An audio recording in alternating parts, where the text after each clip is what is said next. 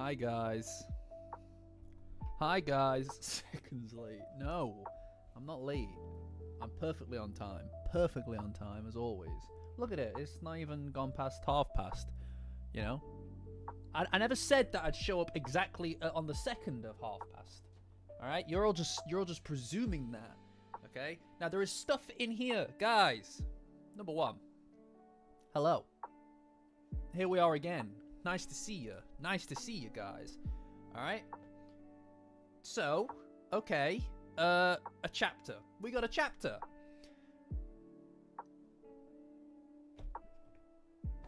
It's one of those things. It's one of those things at this point where every single week,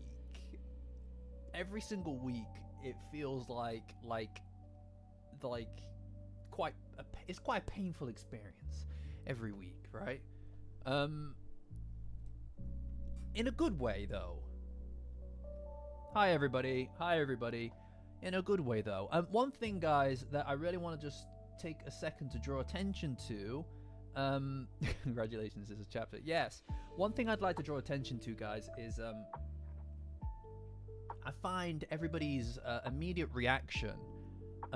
Everybody's immediate is my what? Mic facing the wrong way. No. Everybody's immediate reaction is a lot more positive, just generally, and you know that's quite a nice thing, guys, in this community that we've got going on for us as a group. Is even if you don't like something, even if it's not jiving with you, everybody gives it the opportunity. Everybody gives it a chance to breathe, and I really like that. I find that's really important. And it makes Dandadan more enjoyable. Because, look, the thing with this chapter is, it's not all butterflies and rainbows, guys. It's not all butterflies and rainbows. And that's fine. Because for those of you who aren't familiar, I've, too quiet. Is my mic too quiet, guys? I don't know if it is. Anyway, somebody let me know if the mic's too quiet. Yeah, I think the volume's fine. I don't know what's going on your end, dude. No, I hear you. It hurts. It's supposed to hurt though, or else you wouldn't be invested. You know. I feel very involved in this arc in a way that I wasn't in the last one.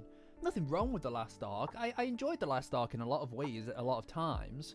But like this is something else. This is what you want it to be. This feels more like, this is more like the thing about Dandadan that for me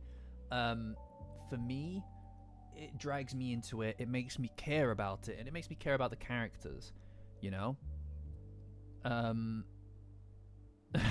Yeah, it's impossible. Empire is impossible to keep track of what my boy Tatsu is gonna do next, you know. No, yeah, Nuptup, that's a great way of looking at it, dude. It hurts, it's painful, it sucks, but in a really good way. And like, yeah, I liked it as well, Jellies. I like it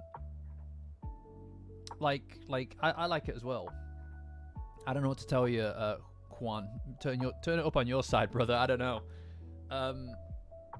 But anyway, my point is that it gets you involved in what's happening, and this is a lot of setup. This chapter is a lot of setup for what's coming. And you know, like, here's the thing, guys. This is why we're the ones reading it and not the ones writing it. Because if it just got resolved like that, the point of doing it in the first place would be pointless. There would be nothing in it. For me, it's really important that we get these moments. Because it makes the ground beneath your feet not feel so firm, and feel a little bit more like you're gonna fall. And because of that, when eventually something happens that, metaphorically speaking, catches you and stops you from hitting the ground, it feels like relief, and it feels like being saved. And that's what a good story is. It drags you into that, and it makes you feel that. It makes you feel things. And without the downs, you can't have the lows. There's something that I keep hammering on each week, is that it needs to hurt in order for when the relief comes, you can comparatively, you have something to compare it to, that you have a low to be high from. You know, if all you know is happiness, then you would take it for granted. You know? Yeah, I mean, I don't think that we're gonna get love triangles and stuff. I just don't think that we're this is not, we're past that. I think we're past the love triangle thing. I think that it's all just window dressing at this point. Yeah, no, that's it, Kels. Like, how I'm gonna do it is, guys, I assume everybody's read the chapter, but for those of you who haven't done this before, haven't been on the chapter on the stream before, hello, number one, and number two, link is in the chat. It's pinned in the chat to the latest chapter. I'm just gonna loosely go through it and use it as a kind of like ability to just jump off of that, bounce off of that, and talk. I will do, spreading the positivity. Yeah, no, it's important to me, guys, that we all remain positive about this, and we all try our best to keep that inside of us, you know? Hi, Eric. Hi. You know? Yeah, huff that hopium, guys. Huff that hopium. I mean it. Because, you know what? It felt like a few weeks back when we started this, it felt like I was the only person who was in that state of mind, or trying to be. And I get it, it was really, really difficult, and it took a lot of work. What are you doing? It took a lot of work to be at that stage, but now every single week, I'm seeing other people in the chat, other people in the Discord, link in the description. Join as a free member to my Patreon, guys, to get access to the Discord. It's the best place on the internet for Dandadan, and we do weekly discussions with every new chapter. Sky, what do you want, cat? What do you want? But yeah, she's agreeing with what I'm saying. Exactly. No, I don't think that that's the case, damn. I don't think it's about going back before she was a fan of Ken Takakura, right? It's before she was a fan of Ken Takakura, what it is I believe she's forgotten Okurun completely. Okurun is Ken Takakura. She's forgotten Ken Takakura in both instances, which makes me think that there's maybe more intentionality, there's purpose, or at least something has been... There's an intentionality behind her forgetting this stuff. It's not just a random side effect, I don't think. Or if it is a random side effect, it's got something to do with this bond that she has with him, right? Ken Takakura, he is Ken Takakura. Do you know what I mean? So forgetting Okurun, forgetting Ken Takakura, is forgetting Ken Takakura. Yeah, this is a nice hoodie. This is also a nice hoodie, guys. You can get your own on safetiesonrookie.com, guys. Safetiesonrookie.com is in the description. It's the by the community, for the community, with the community. I know. What is going on, Sky? Come here. Sorry, guys. Come here. You want out? Okay. Oh, rightio. Anyway, guys. Busy. What was I saying? Oh yeah, I was plugging the merchandise. But yeah, no, safetiesonrookie.com, guys. You can get your hands on any of it. Also, glad to see... By the way, guys, appreciate the lurkers in the chat. I know not everybody chats. Hi, Johnson. I know not everybody chats, but guys, if you're just here to watch, I appreciate you. I'm more of a lurker as well, so it is pretty... it's pretty awesome to see so many lurkers in the chat each week. So, you know, you're appreciated and you're seen, so thank you. Yeah, no, I mean, I don't think it's just to do with the commonality of the name Takakura, right? Like, I just don't think that that's the case. They made a very distinct point. Awesome. Good to see that, Empire. Good to have you. Yeah, they made a distinct point of her not reacting to Takakura. And I can only presume that that is relevant, right? Yeah, I know, but she'd have there'd be something, you know what I mean? We'll see. Ultimately, guys, we'll see is all that any of us can say about this situation, because week on week, this thing takes some wild turns. You know? I mean, this is it, Juan. This is what I'm saying. Like, I don't think that she wouldn't have been able to figure it out. You know? no, I don't think that they would have brought it up for her to just brush it off. I think that there's something in that. But look, I'm just gonna start the chapter. That's it. No, that's kind of where I'm at as well. Yeah, I mean, Momo is a part of the reason that I think is very important for the way that this chapter ends. For her to basically to buy into some of the bullshit that's going to be spouted by CSG, is important that she's going to have to buy into some of the lies, right? Because she needs to be able to make a choice as well, right? Like, it's not just about Okarun, even though it's really important that he puts in the effort this time, and I've gone over it and glazed him enough in my video, guys. Check it out. The latest video went up yesterday, and that covers a lot of the stuff that I feel about where this specific arc is going for Okarun. What it doesn't cover necessarily is the way that Momo's going to have to be involved, right? She needs to be given that agency, that ability to make a choice, when, even though Okarun is going to be pushing and trying to get her to remember, she needs to be in a position where she can choose not to buy into the lies at the end. Because that's Momo. She needs the choice to do that, or else how can she unleash her power? How can she become this person? Like, the reason that you'll remember, right, all the way back in the first volume, right, in the first episode, I'll get around to Space Globalist Retold, man, don't worry about it, I'll get to it, hopefully this year. Anyway, way back in the beginning of the series, in the beginning of the show, it wasn't just Okarun telling her when he was up against the wall against the Serpos, right? When he was up against the wall against the Serpos, and he revealed that he'd been alone his whole life, and he told them, the aliens, that the only person that has ever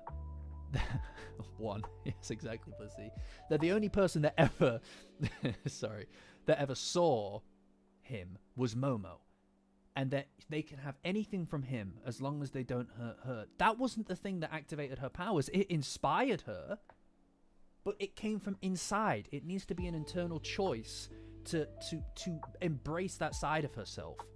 And she did that by accepting her grandma's teachings, Seiko's teachings, and that's what brought her powers into the world. That's what empowered her. She needs to make that choice again. As we go through this arc, I believe to my core that this arc is all about echoes of what has happened, and we're seeing it in every single chapter, most notably last week, but even this week, right? The name of the chapter is Feeling Kinda Hazy. Fuzzy, sorry. Feeling Kinda Fuzzy. I'm also feeling kind of fuzzy. Feeling Kinda Fuzzy, right? Now, if you go back to the Evil Eye arc, there's a chapter in there, Feeling Kinda Gloomy. That's the low point between the group, right? It's the point where everybody's relationships are on the decline. There's tension. It feels like a failure has happened. And that's kind of what happens here. It's not the exact same instances. Plot details aren't identical, but the feeling of the chapters, the feeling of the moments is the same. That's what matters. That's really what matters, because stories aren't just about details. In fact, it's the details of the plot are secondary to the feeling of it, to the way that it makes you feel, right? And those are the reverberations that we see in the echoes of things that have already happened. Again, I covered a lot of this in my video yesterday, guys. Check it out. Ideally after the stream is done, but we're seeing more of that now. And we'll see more of it to come. And this chapter is actually very, very good. I like this a lot because it does cover so much of it covers so much of their relationship in a way, right? Like, there is an argument element to it, and I think this chapter really shows us Momo, and how she's so different from the Momo that we know, because she is She's very different than when she was. You know, I think that this is going to be an excellent arc. You know, I think that this is going to be an excellent arc. I genuinely believe, because it's focused. It's focused, and that's what I think we've been missing recently in Dandadan. Is we've lost focus. One of my favorite arc is the Cursed House arc, because there's so few characters, you get time to dig into everybody. But maybe my second favorite is the Evil Eye arc, because it's slow. It doesn't feel like every single chapter is going somewhere new and doing something incredibly new. It's the interpersonal relationships and building those slowly. Those are the things that I give a shit about. Everything else is great, but it doesn't carry the feeling. Those are the moments that stick in my head. The Space Globalist arc, I really love that, I do. But most of it is fights, and most of the fights have glazed over my brain. Like they aren't there in the forefront of what. If you ask me what it is that I love about Dandadan, what moments stick out to me, I can tell you them because of the way that they made me feel, not just what was happening in them. And that's what really matters here, is the feeling of it. And I really don't want to get too lost in the semantics of the week-to-week, this feels like a regression, Okurun's behavior regressed, because people aren't linear, guys, right? Like you can make the choice to be braver. You can make the choice to be to put yourself out there, to say what it is that you want to say to someone. But that doesn't mean that you're going to get it right. And that doesn't mean that every single day you're going to be doing that. You need to make a conscious effort every single time. And it's energy. And it's difficult. And people are muddled up and confusing. Like here, Okurun deciding to talk about aliens to her. Thinking, maybe this will jog something in her mind. Proving to her that aliens exist. Number one, that is the exact conflict that caused them to be pushed together in the first place, was him trying to prove to her that aliens exist. That was the thing. That was the first chapter. That was the whole thing. That's the beginning of everything for them. And here in this chapter, that's his thing. That's what he's trying to do. And not because, that's what happened before. It's just the natural progression of the way that these two interact. They go through these motions. Because it's not just an accident, if that makes sense. It's not just an accident that they're doing that. It's just a natural progression. It's where things end up.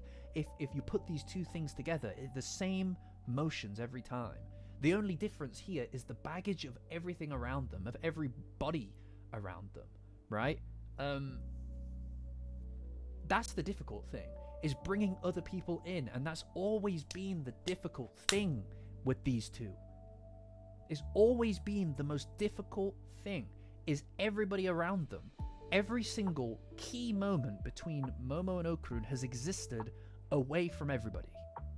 And that has been a consistent thing in the series. It's part of the reason that nobody seems to fucking know that these two dig each other so much, right? Because it's a secret. They do it away from everybody. That's the point.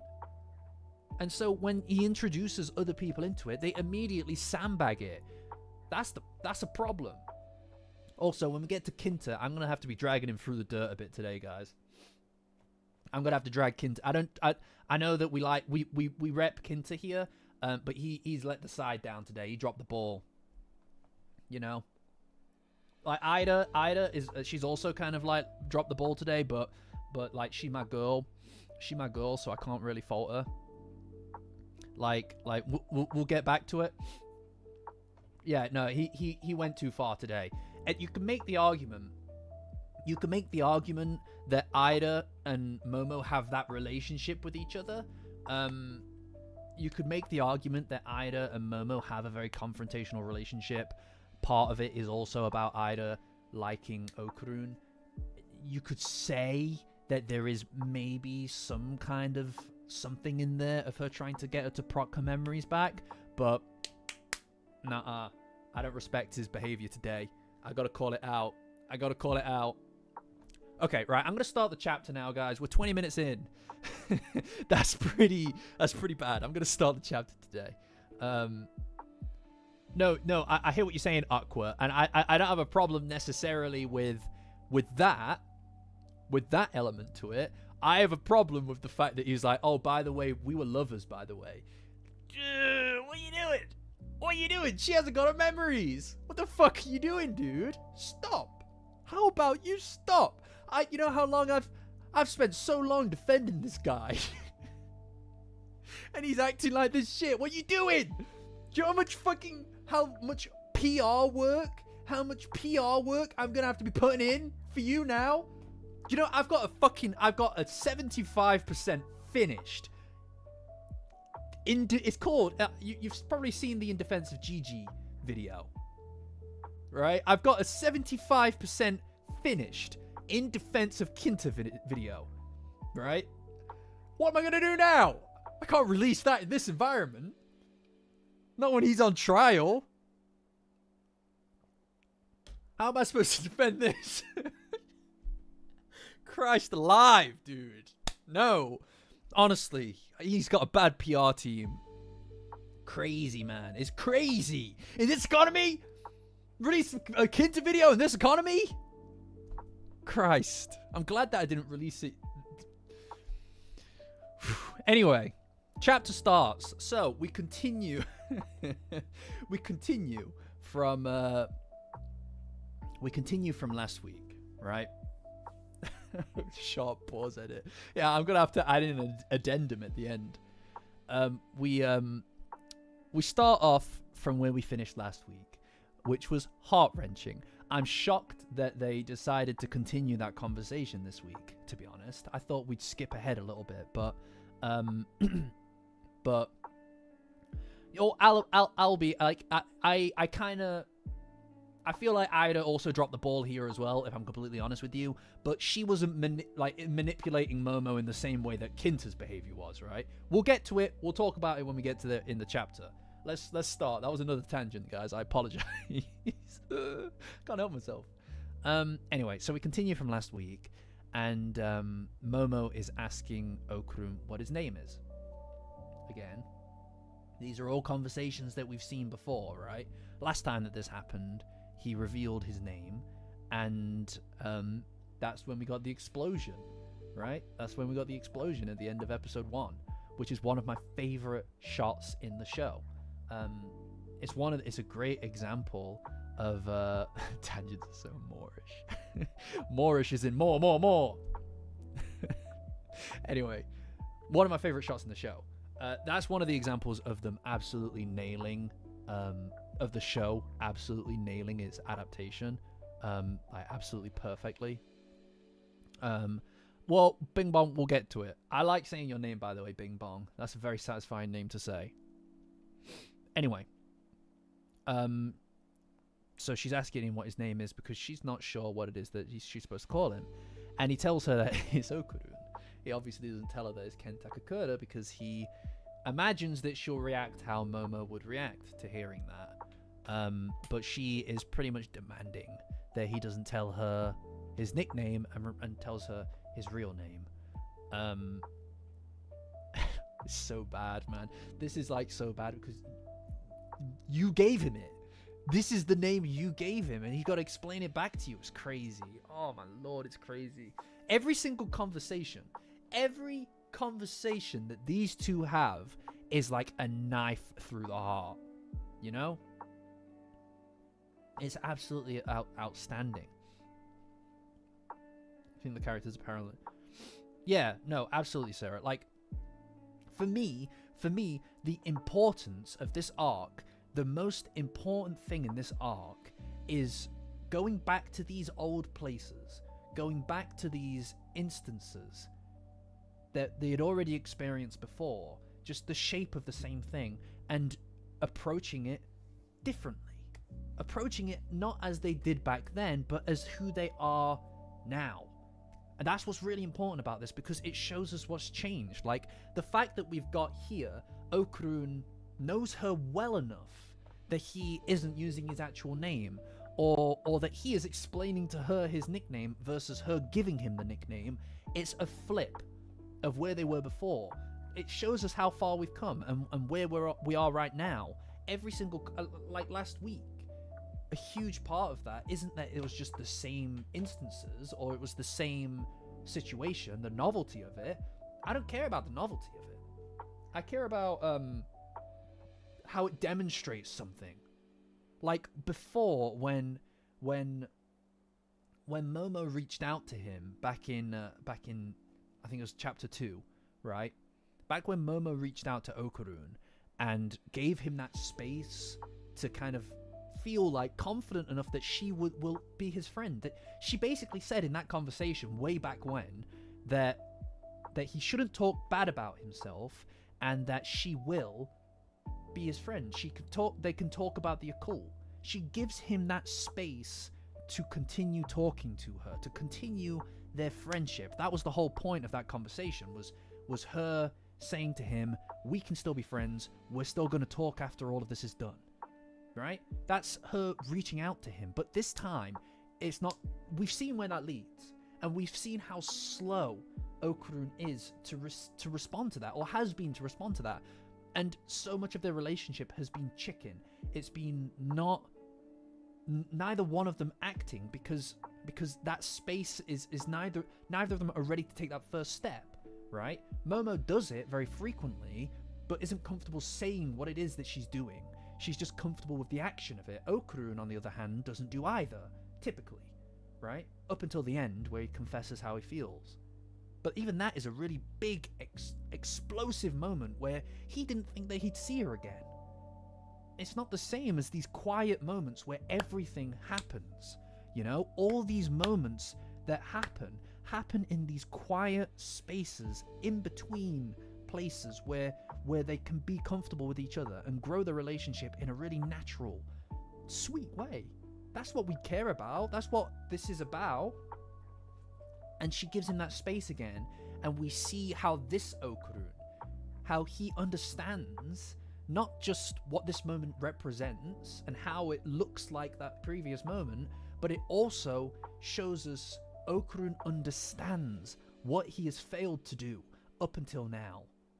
What it is he's failed to do, and he's failed to act. He's failed to make her feel how he felt when she held his hand, when she looked at him how she looked at him, when she pushed herself into his life, because she was underconfident.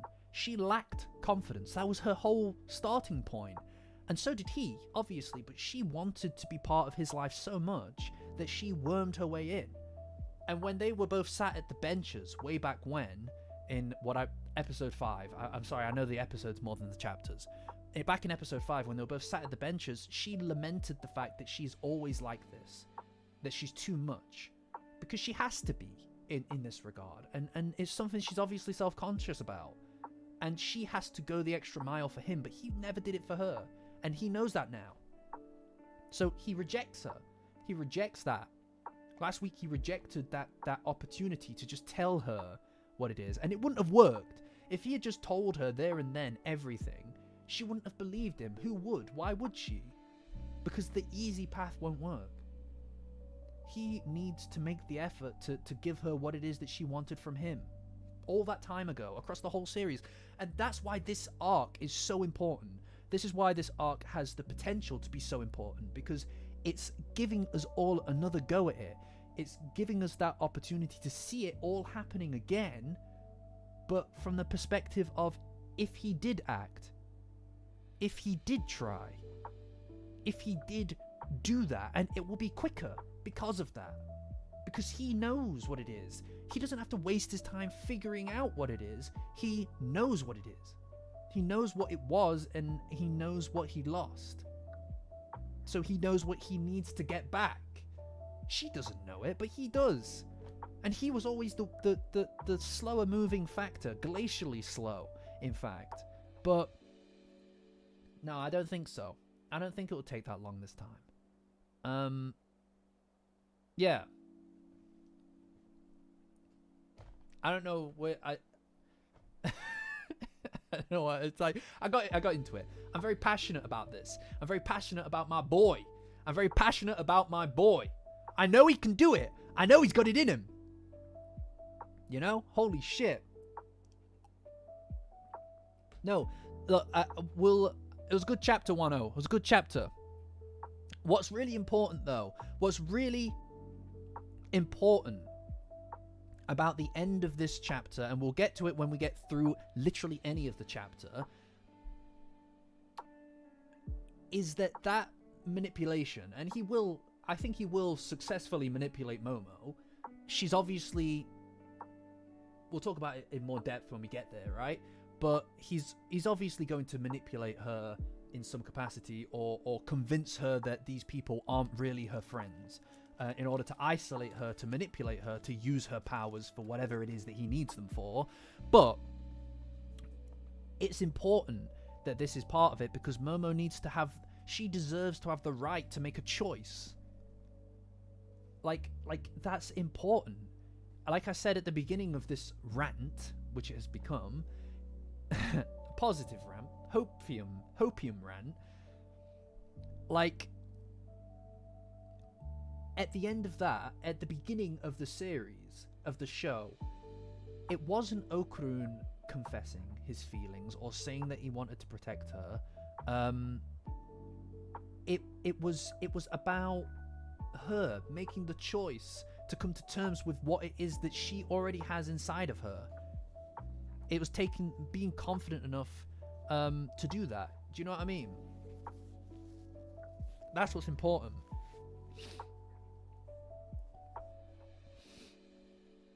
Anyway, like, yeah, I honestly, like I said earlier as well, like, I think that everybody being involved in this remembrance process, I don't think is good for it. I think that keeping it between the two of them would have been more successful. It's not going to be 1 more week. I'm sorry. I'm not trying to. It's going to be longer than a week. This is going to take weeks and weeks. I still think by the end of the year, by Blissmas, we'll be good. I think we'll be good by then. But it's going to be a while longer. It's going to be a while longer. And it needs to be. It can't be just 3 or 4 weeks and it's done. You know? Blissmas mission. Klaus, you're quite right. Alright, we're all doing Blissmas. Anyway. Okay. Let me see. Where were we? Right, the nickname. Yeah, he refuses to tell her what his real name is because he tells her that she wouldn't like it. And she doesn't understand that, obviously. Like, why would she not know, like, somebody's name? And again, this is that same situation that they had way back when, where he was just kind of like, where he told her the first time and it exploded and changed her world and all that. Like, he knows her well enough now to be able to anticipate the way that she reacts. And I think that's really sweet. Like he knows her. He knows her well enough. You know? Did he ever find out? Did he ever find out about... Yes, he did. He must have, because he got a Golgo 13, didn't he? You know? Yeah. Yeah, I think that's also part of it as well, Sarah. I think that he's very aware now. I think he's very aware compared to where he used to be. But anyway, and then she asks him, and then she asks. This is crazy, man, because she asks him about Okrun. Why is he called Okrun? There must be a reason that that's his nickname. And then he remembers all the way back in chapter 2. Where she's telling him about his nickname, why it is that she decided to land on Okrun. Oh man, it's so good. I really love these flashbacks. They're so good.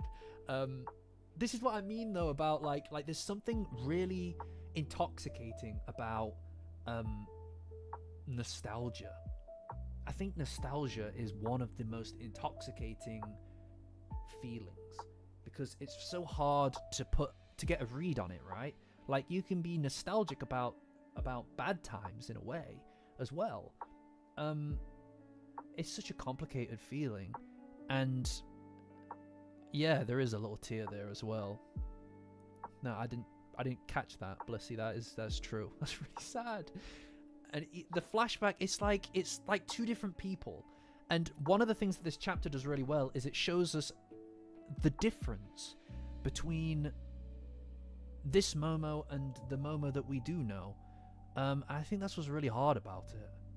You know? It's pretty tough. Anyway, he explains that it's because he likes the occult. And she kind of just like lingers on it for a second. And they don't talk about it immediately. And this is what we spend a lot of time inside of his head, inside of Okurun's mind here. Like, I really love the way that that Tatsu does this kind of contemplative art. You know, like when I'm looking at this and I'm reading this, you can really feel exactly what is trying to be conveyed with every single panel. Let me show you. See this here? This is just wonderful. Like, I don't know what it is about it, but it's like you can feel the awkwardness of the scene, right? There is an awkward silence there. Obviously, the whole manga is a silent thing, but there is something deafening about the silence in this one panel. You know, it's like they're at odds with each other. They're not aligning about what it is that their relationship should be. And in the same way, both of them sat at those benches way back when in episode 5. It was the exact same thing. They were both outside of understanding what it is that their relationship should be now, right? It's the same thing. There's a lack of comprehension about what it is that they have between them. Nobody really knows, and they don't know how to explain it. Alright, no worries, Nuptup. Have fun lurking. Hi, Andrew. But yeah, it's pretty depressing overall, but it does have a very engaging aura about it, you know? And it does feel like this whole arc just has that feeling to it. This cloud almost over the top of it that is a kind of, I don't know. It's hard to put the words to it in a way, if you know what I mean. A lot of what I do is try to put the words to these kind of things, right? But it is difficult here. Nostalgia, I think. And he thinks back to all the time that they spent together, and it's gone. And it doesn't matter. And this is the thing. It's like you can explain it if you want. You can try and explain it if you want, but it doesn't change the fact that if she doesn't remember it, how will she believe it? How would she... There's nothing to do. There's nothing to say. You can't explain color to someone who's never seen one before. If you've only ever seen the world in grey, how can you explain color? And that's what we're talking about here, right? Because every single moment that he thinks back on, all of these important episodes in his life have happened with her, because of her, and they have shaped him. He would not be him without them. And for every one of those most important moments to be so intrinsically linked and locked to the relationship he has with her, and for her to not remember them too, what does that mean? What do you do with that? It's like it's worse than anything I can think of, because there's no clean cut to that. Your most important moments are less than a footnote in the person that you're supposed to have shared it with. And even if you tried to explain it, what would it matter? This is it. That's it, Blissy. And this is what I meant when I was saying that the core of what it is in Dandadan that I care about, and what we care about these moments, these raw moments, is the feeling of them. Not what they actually are, not what happens. Who cares what happens? It's about the way that it makes you feel. Because that's what gets it stuck in there, lodged in your throat, is the feeling of it. Is having a difficult time explaining why, right? Like, it takes me 15 minutes at a time, 20 minutes at a time to put together, like, to explain this through a video, and those take hours and hours for me to put together, because it's finding the words to explain complicated, multifaceted feelings about, like explain those things. It's difficult. And that's what's important about it, and that's what I love about this, is the way that it makes you feel. And you feel hopeless, you feel with him, like he gets it. And this is the thing, he says right here, logically he understands it, he gets it, but he can't accept it. Whatever's inside of him, he can't explain it. Like, he can't allow it to be that. And that's Okurun, man. That's Okurun. He's going to do it anyway. He's going to. That's him. That's my guy. That's my boy up there. God damn. You know? Okay.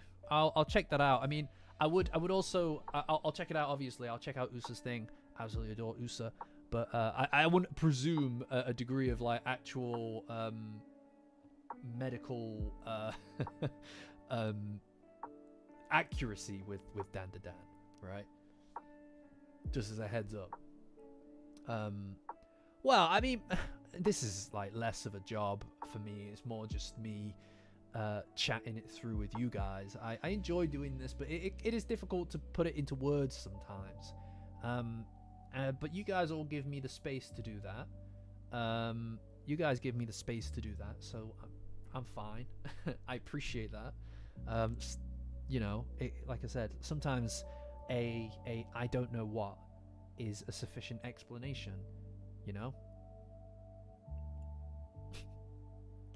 But no, the spiral powers, are the only thing that is real. If you run at someone, but well, I guess that is true, actually, because you kind of, when you punch someone, if you twist your wrist, it does instill it with more power. Maybe it's just true. Nah, I changed my mind. Typhoon Man is real. Alright? He's a legit guy. Yeah, Uzumaki. Yeah, exactly. The Rasengan, that swirls. That swirls as well. I don't know. Maybe he's onto something, guys. Anyway. Then she asks him what kind of occult stuff he likes. Now, this is important as well. Because she's taken an interest, right? For Okurun, this moment of awkward silence, for him, is him thinking about everything that he's lost. All those moments that are now faded away in her mind. But for her, I think she was kind of like, fuck, do I ask him about that? Yeah, I kind of want to know. Because inside of her, she wants to know more. She's a fucking weirdo. We've seen her. She's a weirdo. Okay? And she likes this weird shit too. She's just forgotten that she does. So she's like, fuck, I guess I'm gonna ask him. So she asks what kind of stuff that he likes. Aliens. And yeah, I mean, this is just a rehash. Oh my god, dude. This is just a rehash of that same conversation that they had, you know? Yeah, I mean, but it's like, it's so good, man. Like, this is a great scene. This is such a good scene because of the fact that it carries so much weight with it. It has so many complicated feelings that come with it. There's a slight joy to seeing this conversation happen again. I feel gratification seeing this conversation happen again because it reminds me of what was, and it reminds me of where it started. But that's also so sad as well because we're at a point where it's got to start again. It's got to restart, you know? But he kind of anticipates how she's going to react. And that must be a bit surreal for her.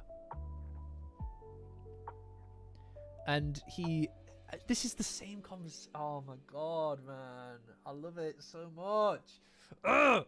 Fuck! I love Dandadan. It's so fucking good, dude. God damn it. Dandadan is so good, dude. What I don't know what other serialized piece of media. I'm not gonna say it now. I'll say it later. I'll sneak it into the conversation later. I don't know what else sticks in my brain like this. This is so good, though. Like it just like it's not even like in his mind, right? I think about this conversation from Okurun's perspective, right? He's trying to get her to remember. He's trying to get her to remember him and all this stuff, and he's talking about aliens and his name and stuff, and it does turn into an actual argument. It's not even like it's not even like him trying to rehash the conversation on purpose. They are just having this fucking conversation again. He's like, no, they do exist. He's like, they exist. What do you mean? And it turns into an argument. It turns into a whole thing again. And he's like, well, you don't even fucking remember, so what do you know? And it's like, oh my god, it's just really good. It's really good. Like, that's, I don't know. It's that same dynamic. Like, that's it. And this is the thing as well, right? This is the thing. Like you said, it is the dynamic, and you miss the dynamic. You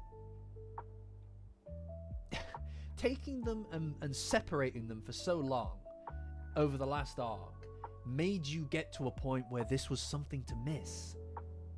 You know? The back and forth was something to miss. Thanks, Monardo. I appreciate that. Thank you for the positive reinforcement. I require it. Thank you. Genuinely appreciate it. But yeah, it just turns into the same argument that they originally had. But this is it though. No, Jellies, you're right. This is it. Like they fall into it so naturally that it doesn't matter whether or not any of this happened initially. There's a chemistry between the two of them that is ineffable and also inevitable. You know, the what they have between them, every single pathway leads to that same destination, and that's what's really important about it, because that's I don't know. You could call it fate, you could call it destiny, you can call it just compatibility, whatever you want to call it. That's what it is, man. Right? And I think that that's such a nice message. I think that's the right message. I think that I don't know, reading this makes me like just happy. I just feel like sad but happy. It's so good. Yeah, soulmates, true love, all of these different things. It is that. And having that as like something to latch a series onto, I think is just a really great thing for all of us. And to make it about aliens and ghosts and all these other complicated things. It could be about that. It could be just a high school drama. It could be any other number of different things, and it would still work. Got my girly pop water bottle. It would still work. Every one of these paths or genres or situations would result in the same outcome. And I fucking love that shit. And also, it's worth acknowledging that Tatsu clearly knows his characters. He knows what his characters do and how they think. He knows his characters and how they think, and also the you know, what it is, how they should react to each other, how they should communicate with each other. Oh, you just watched the video. Thank you for watching the video, Zenos. Thank you for watching the video. I assume it's the one that came out yesterday, the moment Okurun chose to fight video. I really liked making that video. You know, Dandadan stocks are a little bit oh, it was the Chaotic Beauty video. That's my personal creme de la creme is the Okurun video. That's my personal creme de la creme. That's like the that's my guy. That's my one. Thank you for watching the content. Thank you. I'm blushing. No, thank you. You know. So stupid. Anyway. Anyway, she's like, well, if aliens are real, then fucking show me an alien. And he's like, you literally live with an alien. You literally live with one. She's your de facto sister is a fucking alien. She's got antenna in coming. She's like, no, she's an exchange student from India. I don't know how people don't know that that's the stupidest fucking thing on earth. It's like, oh right, that explains it. She's from India. Like, what the fuck are you talking about? No cease and desist. No cease and desist in the mail.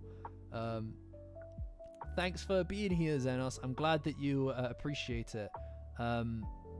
Yeah, everybody all the chatters here, everybody in the chat, I appreciate how positive and passionate they are about where we're at. It's really important. I've seen so much of the discourse around the current arc is so, you know, it's exhausting. I'm glad that we have a community here of people who are looking as positively as possible. You can't just call people with antenna aliens. No, you're right. Oh no. Where's my Logan Paul gif? My apology gif. But yeah, no, that is it. Damn. Originally, funnily enough, damn, my original draft for the Okarun video, the how love transformed Okarun beyond Ken Takakura video, my original draft for that was about Okarun's, from an analytical perspective, about Okarun being a positive male role model, just generally something to adhere to. But I changed it in favor for something a little bit more story driven, and I think I really found my style in that. But yeah, I mean, I won't get too caught up in it, Bing Bong. I fucking love your name, Bing Bong. It feels good to say. No, I won't get too caught up in it, Bing Bong, just because that's Twitter shit. That's Twitter shit. You know, if you want to be toxic, you're not here. You know, that's Twitter shit over there. You're safer with us. You're safer with us here and on the Discord. Patreon link in the description. Join as a free member on my Patreon, guys, to get access to my Discord. It's free. It's free. Free membership. Nothing's better than free, guys. Doesn't get any better. Anyway, we're nearly an hour in, and I've not gotten through half of this yet. Jesus Christ. Not even halfway there. Anyway, then Okarun's like, you don't even remember. You don't even have memory. And so he goes to take Momo to see Vamola and show her the kaiju suit. Yeah, no, it's a SpongeBob SquarePants reference. That was a SpongeBob SquarePants reference, guys. Anyway. Yeah, so her kaiju suit is still busted. And it's with Peeny Weeny getting fixed. Also, I love this. See this shit right here? This is the stuff right here. I love this expression. She's like, she doesn't fucking believe a word that he says, you know? We've been too efficient. Thanks, Big Pickle. Appreciate you.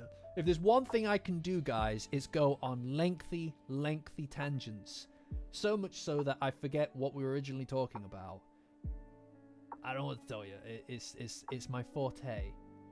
Really, it's the whole point of being here. And she's bumping him. Yes, exactly, Xenos.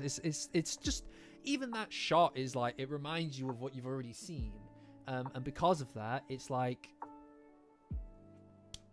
you know, oh man, it's so good. Anyway, she wants more proof.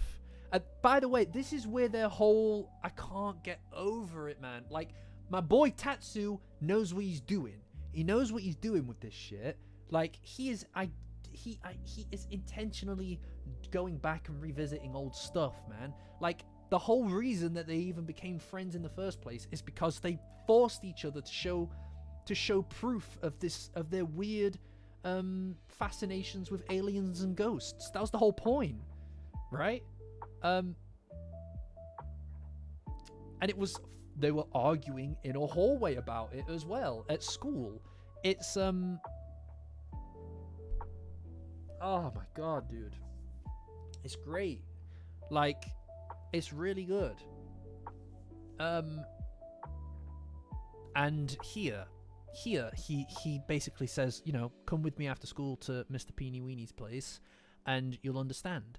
And the thing is that he's this is very,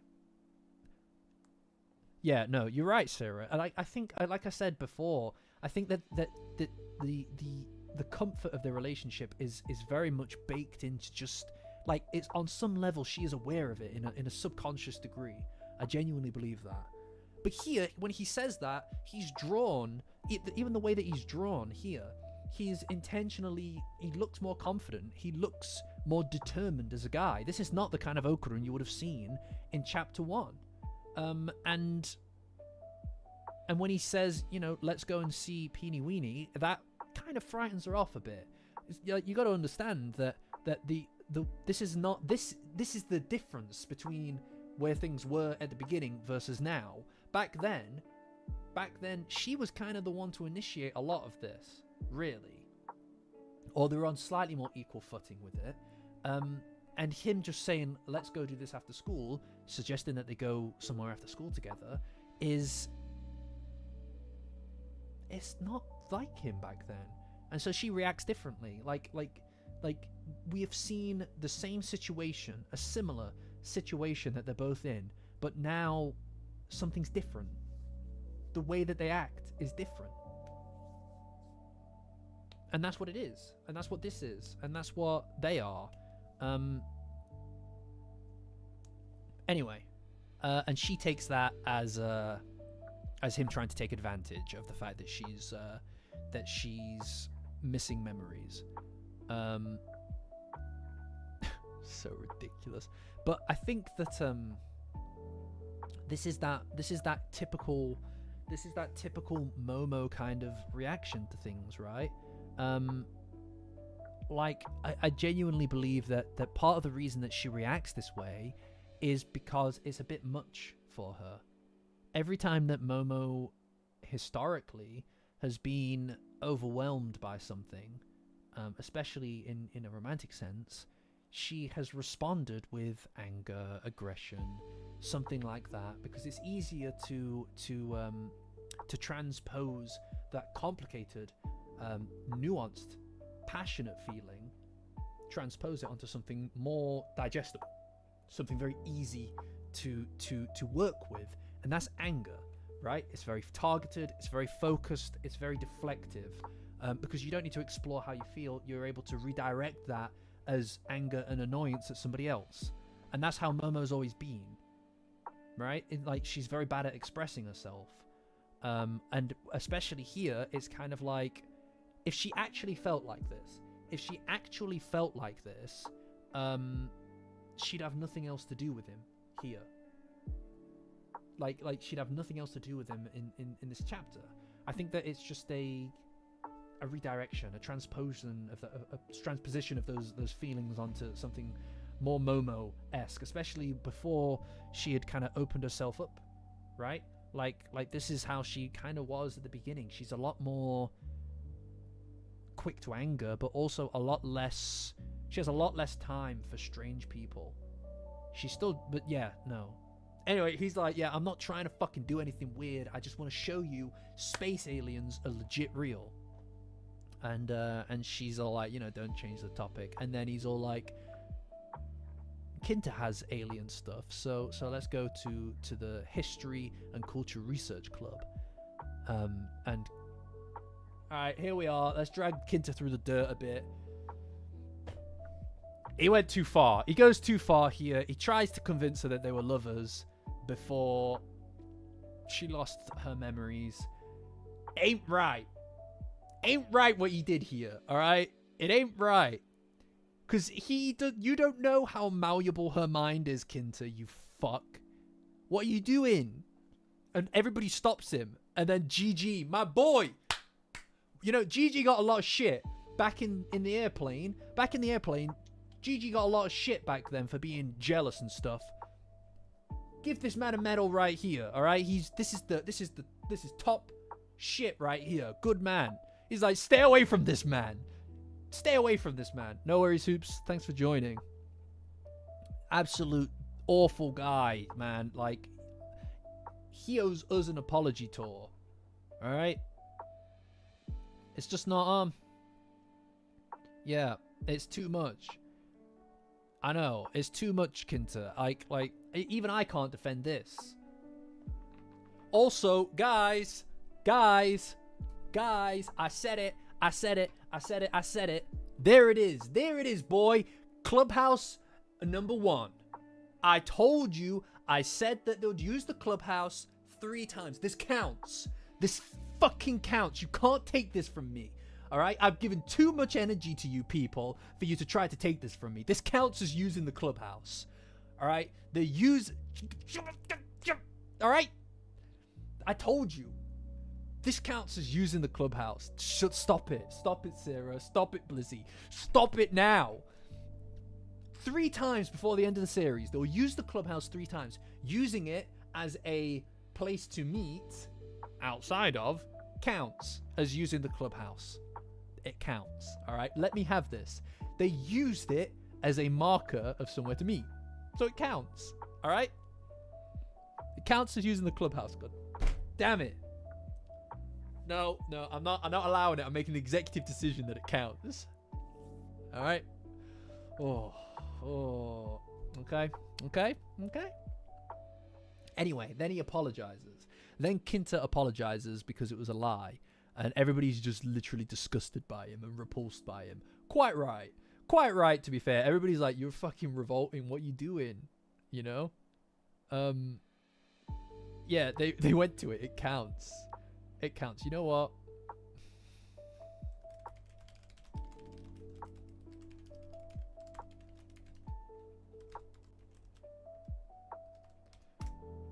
There we go. All right. This is not legally binding. Please say yes. If you guys like me, please say yes.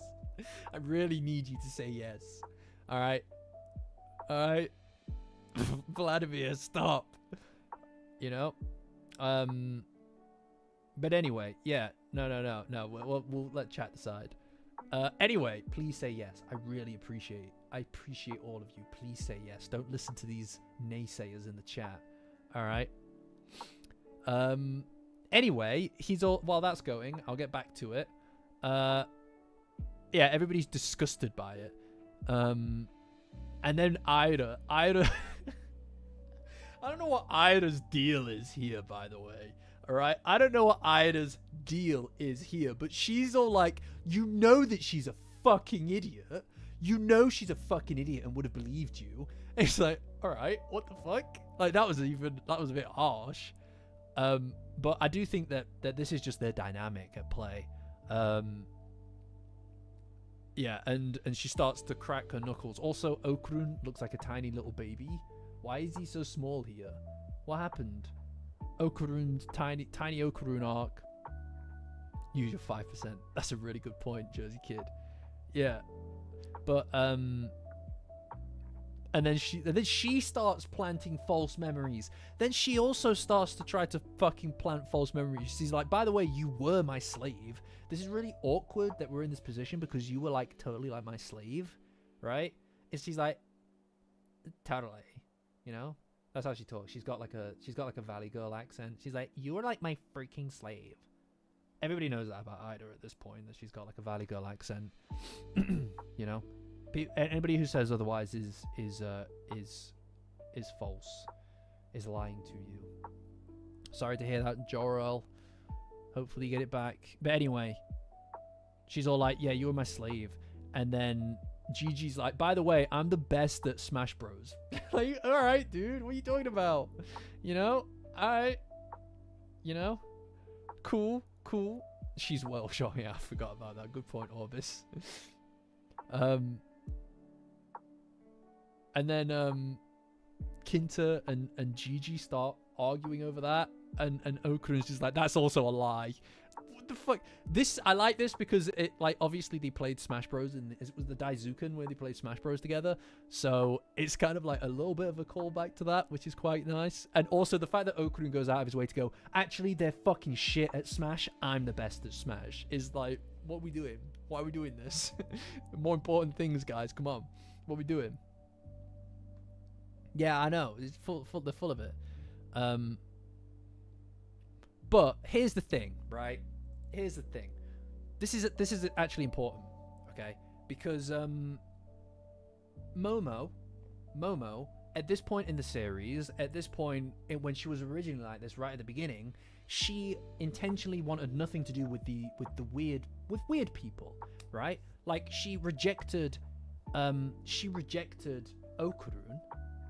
based on the fact that that he was a weirdo, right? That he was talking about the occult thing and she didn't care. And it's only when she gave him a shot that she was able to accept her own weirdness and put that on full display, and also accept that she did care about things like this, that she actually does give a shit about the occult and aliens and ghosts and all of this stuff. But it wasn't until that moment. Until then, she intentionally built up a shell. She built up a shell to reject strangeness because of the fact that she had been mocked for her own strangeness when she was a kid. And the way that people mocked her made it feel like they mocked her grandmother, someone she cared about. So she did that partially to protect not just herself, but the people she cared about from scrutiny from other people. And so she has that shell, and that is what she has currently, right? As an utter rejection of strange weirdness. These guys, either included at this point, are fucking weird. They're a bunch of fucking weirdos. That's what it is. Every one of them. They're all fucking so strange. Could you imagine? Could you imagine waltzing on up to this group of fucking weirdos hanging out by the bins, right? By the fucking bins next to the bike shed. A shack. They have a shack. A clubhouse shack. That is what it is. Look at it. I love the clubhouse, all right? And I know that it's going to have important use, and I can't wait for one day for it to grow arms and legs and stuff thanks to the almighty Kinta. Although he's in the bad books just now. These guys hanging around the back of the fucking school by the shack and the bins next to the fucking bike shed. She goes up and she's like, you were my slave when you didn't have amnesia. And she's like, oh, you're all fucking weird as shit. Is that what you are? Just weirdos? I don't want anything to do with weirdos. That's her whole thing, her whole philosophy. The club shack, what have I done? What have I done? Why have I done this? It's a clubhouse. It's the club shack. Okay, fine. It's the club shack. This is shanty. Fucking hell. Club shack. Fuck's sake. I love how Sarah just cuts through all of that to just find the bit. He's like, thank you. I'll take that. I'll take that back to the Discord. Patreon link in the description. Join as a free member to get access to the Discord, guys. Anyway, she's all like, so all of the occult club are just liars. How am I supposed to trust any of you? And then Ira asks Gigi what's going on with Seiko, but she's still back at Shimane, and she's still injured. It's going to be a long time. Basically, Seiko is on the bench for this arc. It would appear. Oh my god, are we really doing this? I can see the chat. Fucking no, not the club shack. Anyway, she's going to be benched for this, which is difficult because it means that the one person that Momo can trust is not in the picture, which is going to be a difficult thing. It means that Momo, I genuinely think at this point Momo is guaranteed to get manipulated by CSG, and for it to be effective, because she's very vulnerable right now. She doesn't know who she can trust, who wants something from her, and this is the problem, right? The problem here is it's not just Okurun. If it was her and Okurun, I think that they could make progress together, and I think that they could build something of a relationship, something of a friendship together quite easily. because it's very natural for the two of them. It's everything else around them that adds so much noise, and that's what it's always done, right? Like Ida here, you'll note, by the way, you'll note here, see this? Do you see this? Like, this is like, they didn't do that at the beginning. It was a really big, moment for Okurun during the Evil Eye arc, and for Momo when she threw her arm around him and said that she was going to work with him together, right? That they were both going to work together to make sure that Gigi's wishes can be a reality, to look after the Evil Eye. That was a really big moment, and she's just doing it naturally here because there's something subconscious inside of that. Also, you know, beating up Kinta is a natural thing.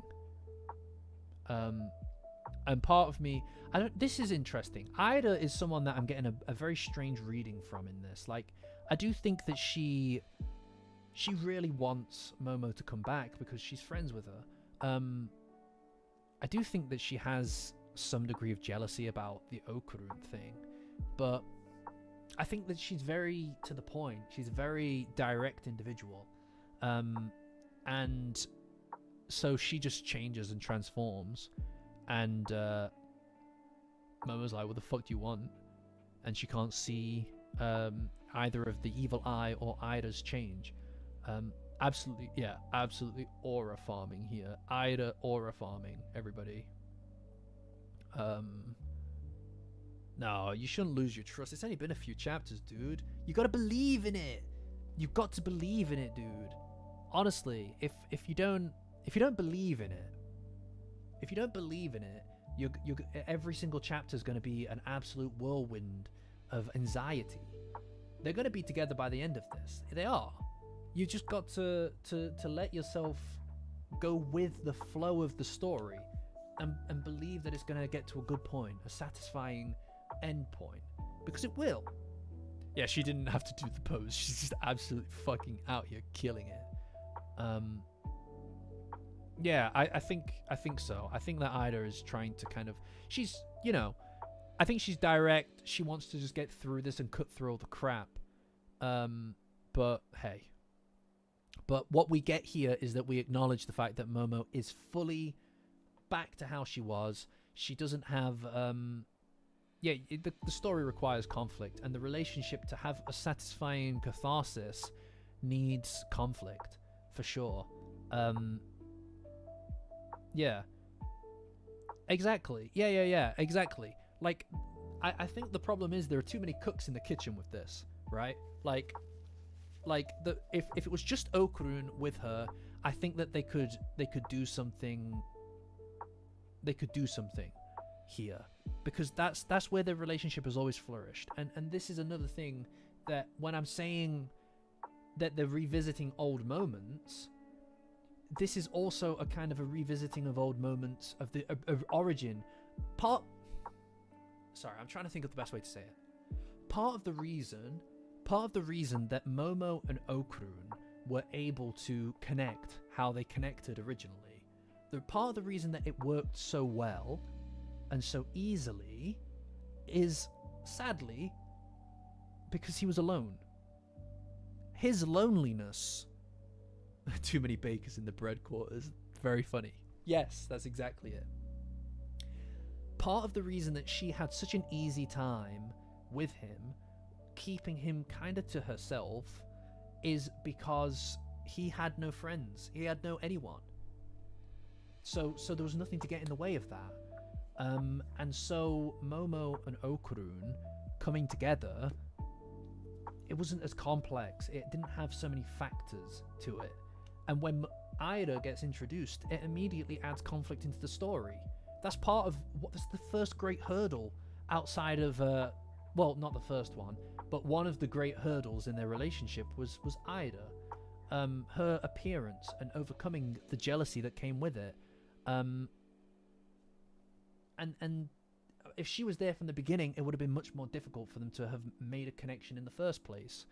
And I think part of the reason, I think part of the reason here that she gives this look to Momo here is I think she's a bit jealous, right? I think that she's a bit jealous. I think that she kind of just wants to get back to the status quo of things in her mind.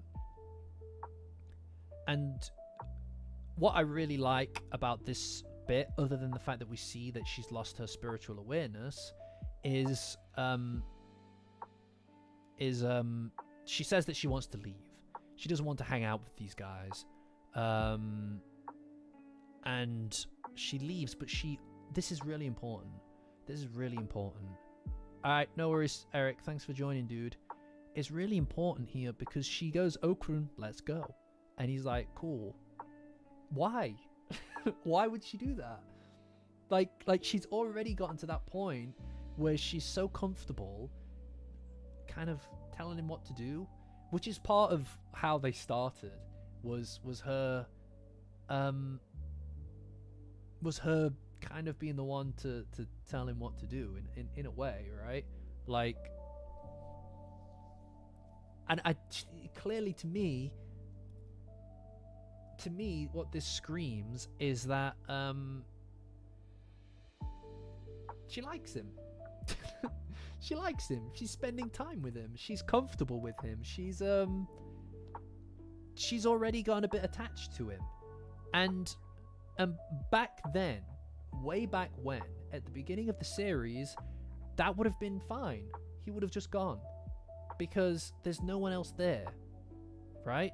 There's no one else there. Sorry, one sec.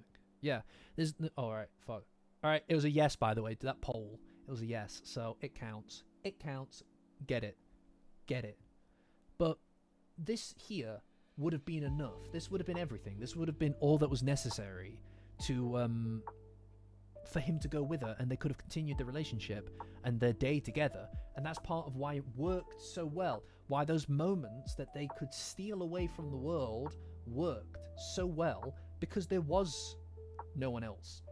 The world consisted of everything that Okrun... that they didn't care about Okrun, right? Like, the world didn't give a shit about him. So he would have gone with her, obviously. But Ida's here. Ida exists in this circumstance. She exists. She's here to tear him away.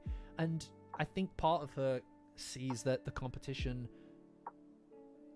that I get... I know that some people are convinced that Ida does this thing here.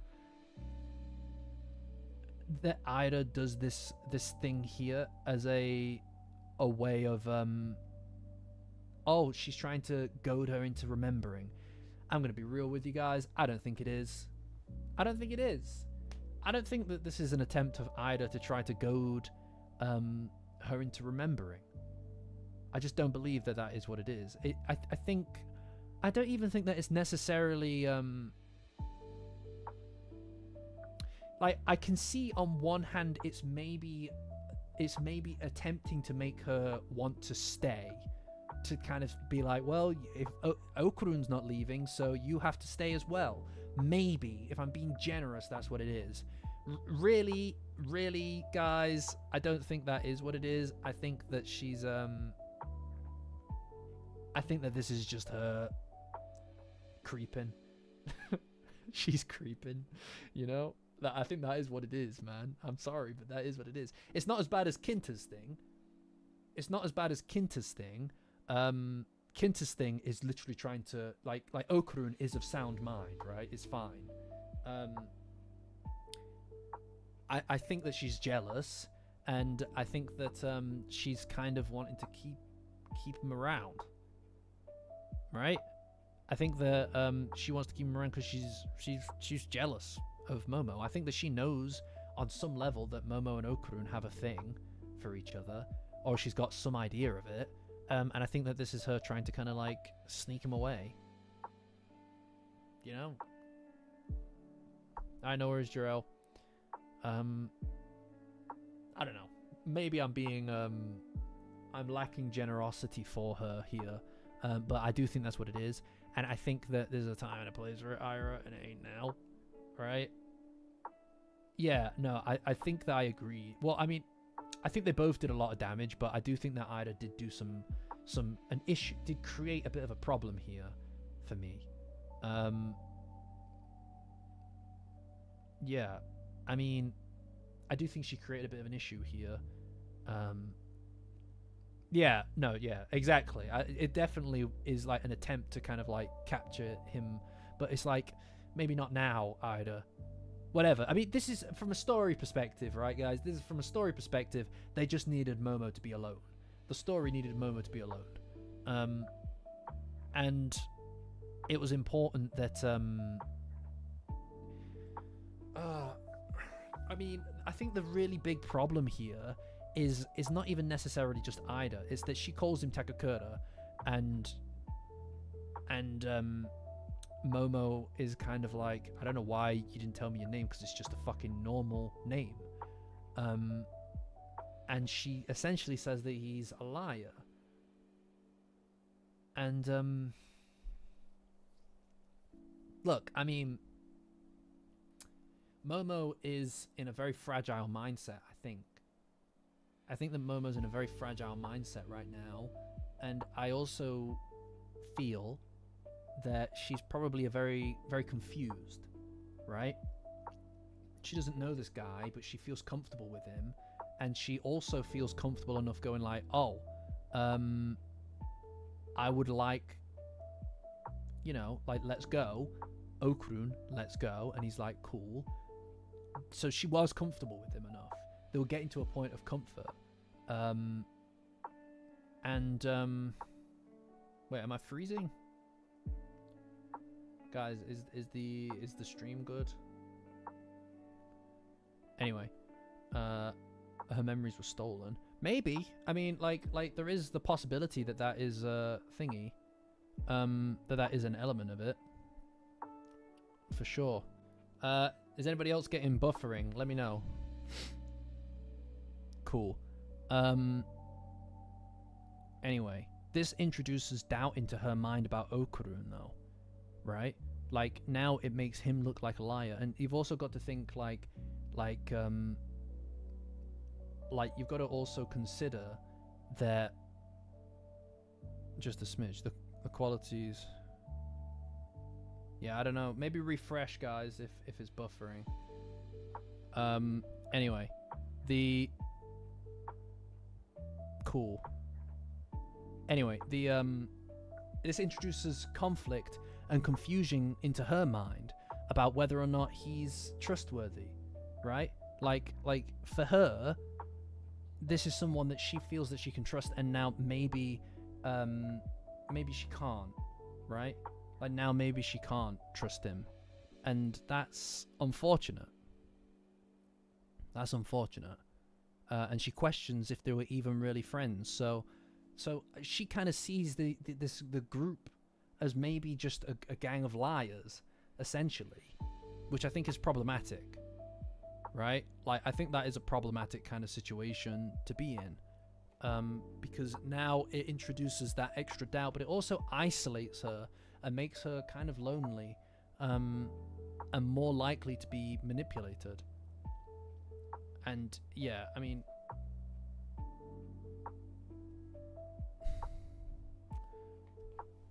and then she walks off again, and this is a shot that we see a lot of, right?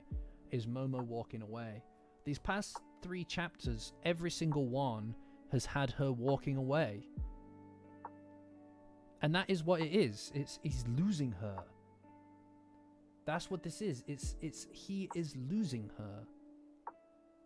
Yeah, but she's also not like, Blissey, yes, you're right, but she's also not comfortable in her own skin to admit that she actually could like these fucking weirdos as well, because she would be branded as one too, and she spent so long trying to hide that, you know. It's terrible. Yeah, I mean, I definitely think that there's an element of wanting to exploit her powers, but I think that he's just going to try and convince her, right? Well, yeah, maybe Bernardo. I mean, if we are going back over the previous things that have already happened, he did tell Vamola how he felt about Momo. So maybe he'll do that this arc. Who knows? With Ida. But anyway, a lot of this is her walking away, and it is this element, this feeling or sensation that she's slipping away. And yeah, I mean, it's really sad. This is a really sad situation to be in, right? It's really fucked up. Yeah, no, that's kind of what I was thinking as well, Xenos, is that there is obviously something here at play to the degree that forgetting Okurun, forgetting Ken Takakura means forgetting all Ken Takakuras, right? So, I don't know, guys. It's an interesting thing. Alright, Shadow, no worries, dude. But as she's walking away, she does feel left out. Like she feels that she is isolated, or that she's not part of it. Also, I like the way that they cross the panels here. I really like the way that they cross the panels here. You know, like the way that they kind of just cross over the things. It's really cool. But I don't know. Like, it's interesting as well that they use these kind of little black spots here instead of the typical bubbles that they normally use. Right? It's like there's something really wrong. There's something really... It's like a reverse feeling, you know? I don't know. We'll see. We'll see.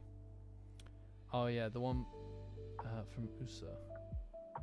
Sorry, it's difficult for me to go in and find... Alright, okay. Sorry, it's difficult for me to go into the Discord and start finding messages. Yeah, I mean, they were flourishing when they're alone. Exactly. Like, this is definitely something that you can't just get done in a day. This isn't something that you can do in a day. It's going to take a little bit of time, and she's going to have to wrestle with internal struggles between who to believe. Because that's what you're talking about. The reason that they removed Seiko from this conversation is because that gives her someone that she implicitly trusts the decision making of. She doesn't have that, so she's going to be able to be manipulated, and I genuinely think she's going to fall for some of it. But at the end of the day, Okurun and her, it can't just be one of them.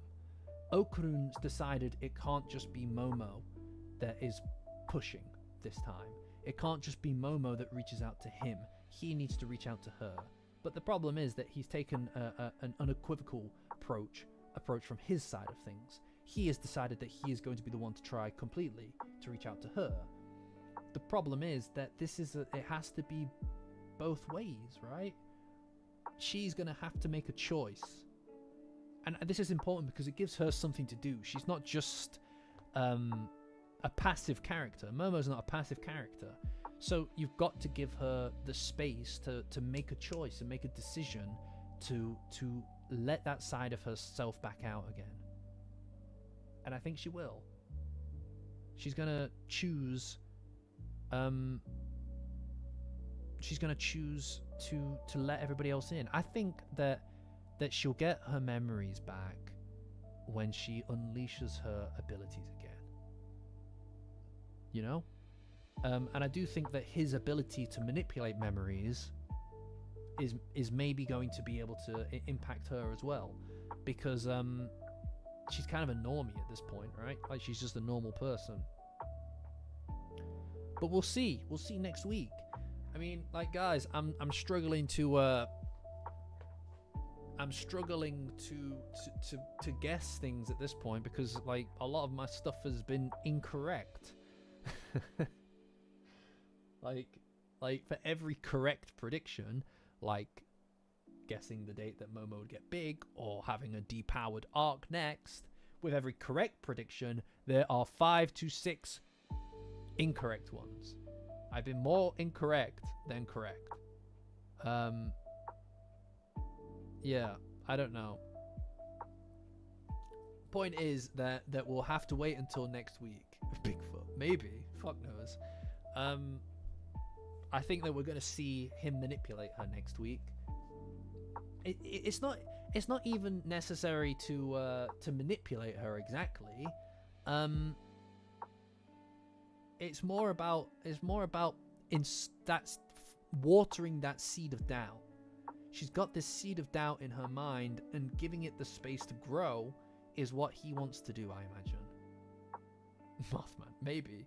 But if he's not packing, if Mothman is in this, he's got a fat ass, right? Then I can only presume he learned that from us. I can only presume that Tatsu got it from us. No, well, I've been incorrect plenty of times. Plenty of times. You know? No, I don't know. I don't know what we're thinking. The theories don't really mean much in this series, I don't think. All I care about is where the characters are going emotionally with each other, as opposed to the grand plot, because it's impossible to know. I think we're just going to keep seeing shades and shapes of what's happened before, going forward as they happen again, and we'll see them act differently this time. You know? Yeah, every time there's a curveball.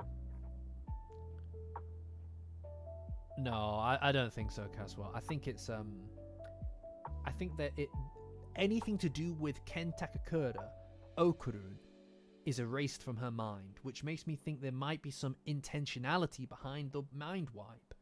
There might be something about it. Either it's a matter of forgetting everything to do with everything alien and ghost related, which would include Okurun, which includes Ken Takakura and every other Ken Takakura. But I don't know. We'll find out, I think. No, I don't think so. I don't think that Momo's ex is coming back. I don't really want to see Momo's ex come back unless he's getting his ass beat in one chapter. Like, I don't find that compelling. I think Hase is fine. I think Hase being in it is fine because he's got such an involvement in Okurun's suffering. Her ex, I find him repulsive. I don't like the idea of that becoming like something to get back into. He was just a kind of gross fuck, you know? Yeah, exactly. I prefer it if they didn't bring back her ex. I don't see the point. But yeah, that's the end of the chapter, guys. It took us an hour and a half. Well done, guys. I like where we're going. I'm still happy with where we're going. I'm still very happy with where we're going. This arc to me is genuinely so engaging, just because every single week, you know, like I think every single week we keep seeing shades of what's happened before, and rehashed out with the new characters, how they are now and how they would tackle it now. It makes it really interesting. Yeah, the plot is moving quite quickly. It makes it interesting, and it also gives us that, you know, you don't even necessarily put two and two together initially, right? Like the fact that they had that same argument about aliens being real, right? And her needing proof that aliens are real. That thing, that you don't necessarily put two and two together, that is the exact same situation that led to them being friends in the first place, right? Like that was their original argument in the hallway, was about aliens and ghosts. You may not realize that you realize how important that is, and how you remember these things, you carry them in you even if you don't realize it, but it's in there, and you can tell because of how you react to it. And that's why this is such a good story. This is why this is such a well-written thing. You know, it's one of those things that I feel is you carry it in you. Like last week especially, there were so many moments in that were so reflective and representative of things that have already happened. Okrun as well, when he's in class and he decides that he's going to stand up and he's going to fight, right? It's like that is the best example in a lot of ways, because when Gigi first arrived and he crumbled, and again, video release yesterday covers this in a lot more poetic depth than I can do it now, but when he did that, when he slammed his hands down on the desk the first time, when he did it, when Gigi first arrived, he did that because he rejected it. He wanted to push it out of his mind and not think about it because it was causing him too much emotional turmoil. But despite being in the same situation, having the same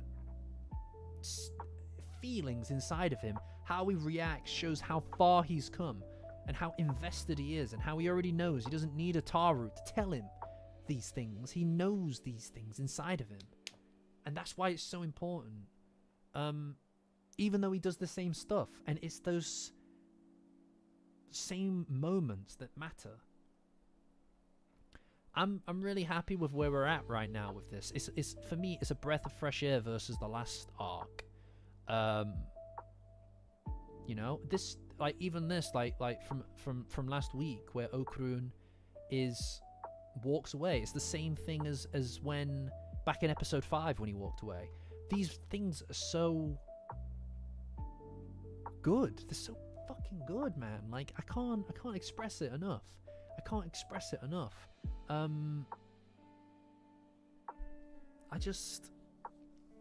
I really enjoy this kind of thing.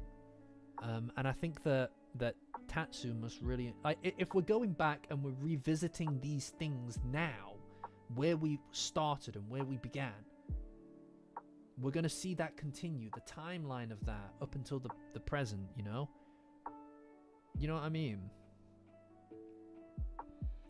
I'm sorry to hear that, James, but maybe you should put down the manga for a bit and come back to it if you feel like that, dude, because I'm happy with it and a lot of people are happy with it. So maybe it'll stick with you if you just kind of keep reading, but maybe you should drop it for a week, a few weeks, a month, and see how you feel when you get back. Down to you. But anyway, no, I don't think that we're gonna do some like Momo falling in love with somebody else business. I think that it's all about her powers and things like that, you know. Sometimes, look, if this is too much, I understand if this is too much for some people to kind of for it to go down. Totally respect that. But also, there are plenty of people here who seem to be enjoying it. I'm enjoying it. I'm enjoying the emotional turmoil, it's fucking stirs me up like a martini inside, but goddamn, at least you're feeling something, right? I don't know what to tell you. If something can grab you, and make you feel so confused and down and happy and nostalgic all in one go, if something can do that for you, and it is for you, it just shows that you care, and it shows that you're invested in the characters, in the story, and I think that's worth it. And it's all fine.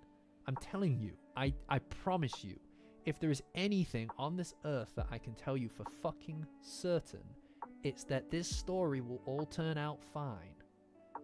That's it. Everything will be okay at the end of this. I can't promise you that for real life. Probably won't. Things aren't always great. But being able to attach yourself to something like this, where it's going to be fine, and you can feel for the characters even in spite of that, it feels good to know that it's going to be fine at the end. You know? And I promise you that it will be. I fucking assure you that the end of Dandadan will be a happy ending. That's it. There's nothing else. Of course I forgive you for not watching the video. There's nothing to apologize for. You don't even have to watch the video, dude, if you don't want to. It's completely down to you. It doesn't bother me. Like I'm happy anybody would watch it. I'm happy anybody would watch it. There's never an obligation to watch anything or not watch anything on this channel, guys. You know? Yeah, I think that he's fucking cooking. I think he knows what he's doing. I think Tatsu knows his characters. He knows what he wants to do with this arc. And we're seeing it happen. And look, guys, I'm telling you, man, like I am telling you, man, that this is gonna be fucking awesome. I can feel it in my bones. Like, guys, like, they've already demonstrated in across the past 3 chapters that they are just going to be going back to these old things and reliving them, rehashing them from the characters' perspectives now. So all those favorite moments that have already happened in the manga, you get to experience them again for the first time. You get that. You get to have that. What the fuck? Could you imagine? Like, I didn't read this until last year, right? Like 166, chapter 166 is where I jumped on, right? I didn't get to experience the car scene. I didn't get to experience the walking home scene because it's cold, right? I get to do that this time, I hope. Whatever equivalent is happening for us. I didn't get to experience the confession. You know, the love you note. There might be an equivalent of the love you note.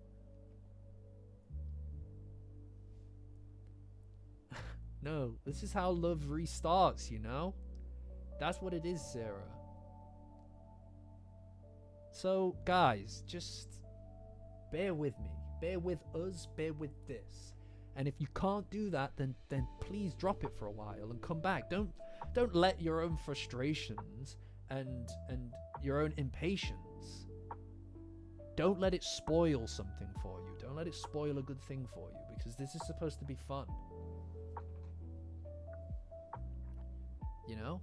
This is supposed to be fun, guys. If you don't feel you can't handle it, can't take the heat, get out of the kitchen. Yeah, shit or get off the pot, idiot. No, but for real, if you feel like you can't, then by all means, please do drop it. I'll miss seeing you each week. Even the lurkers, by the way, in the chat, anybody who's lurking, thank you for being here. Most of you are lurkers, by the way. I can see most of you are lurkers, so thank you. Thank you. Like, I don't know what to tell you. That is incredibly gratifying for me, right? To have so many people just watching is wild. I don't have any words for it because this is just me. I'm just screaming at a microphone about this thing that I enjoy each week. But it means a lot to me. I hope it means something to you. And the lurkers, the most places I go, I don't engage either. Before I had this channel and before I did these live streams, I would just comment on the Reddit and not get upvoted. And everybody would just fucking ignore me, or they'd say something not very nice and it would hurt my feelings. So I didn't engage there either. So I'm very pleased to see so many of you here. And there are also, I'm really, those of you who are there, Patreon link in the description. Join as a free member on the Discord. You can lurk there. You can communicate there. Whatever. We've got tons of different places. Dandadan, everything. All kinds of stuff. No worries, Jorel. Catch you. I do. When this stream started, for me, UK time, 9:30. Every single Monday. Same time. That's when I start. If you want to be up to date on all of the things that are happening on the channel, the best place for it is the Discord. Best place for it. I'm on Twitch. I'm doing a bunch of stuff there as well. Best place for it is on the Discord. Patreon link in the description. Join as a free member on my Patreon to get access to the Discord. But look, like I was saying, a lot of the people that are here are already on the Discord. They've been here since the beginning of me doing any of this stuff. And so I want to just take a moment to appreciate my highest tier patrons and YouTube members.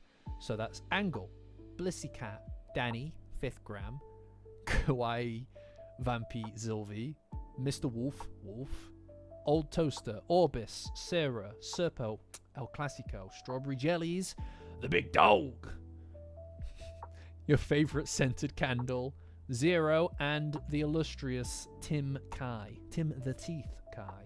Thank you guys. I genuinely I don't know what to say. Thank you. It's crazy. It's crazy that you guys support me at all. Yeah. This jacket here. Sorry, I pointed the wrong way. This jacket here. That you get that on safetiesonrookie.com. Safetiesonrookie.com. Look at this really neat thing down the side. Yeah, by Kells in the community, guys. By the community, for the community, with the community. Look, I've also got this from Angle. Tatsu likes her work on Twitter multiple times, so get it. Safetiesonrookie.com. Get it while it's hot. You can also get your hands on a Safeties on Rookie mug, perhaps, or even this mug, perhaps. What do you think? Pretty sick. Safetiesonrookie.com, guys. If only that were pinned. What? You know what? Actually, for a limited time only, I will also replace the pinned thing with it. So there you go, guys. Easy access to safetiesonrookie.com right there. It's also in the description. If you want to get onto the Salah, if you want to get onto the Discord, my Patreon link is in the description. Join as a free member on Patreon, and now you'll get access to the link. It's a pinned post on my Patreon for all free subs, all free subscribers. So it is free to get there.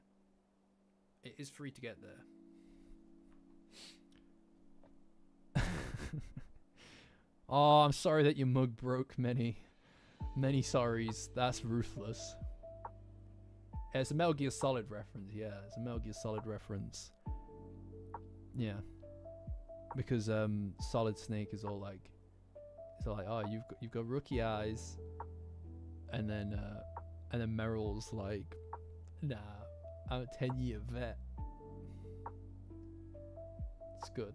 What? Maybe I'll play Metal Gear Solid on my stream. It's a Kojima thing. I'll play it at some point on Twitch. I assure you, I'll play it at some point on Twitch. You know, Metal Gear is my bag. There was a Metal Gear Solid reference in Dandadan, everybody. So think about that.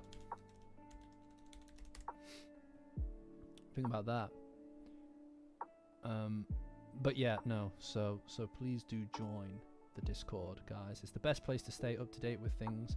I'm glad that you like the hoodie anomaly. It's really cool being able to work on this stuff with the community. It's also great to be able to commission stuff from the community, because you guys have given me a lot. And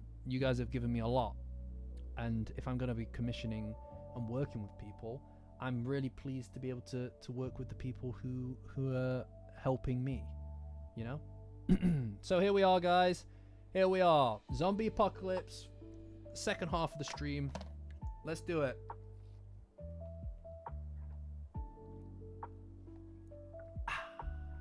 Get your water in, guys. Get hydrated. So, this is where we are at, guys, currently.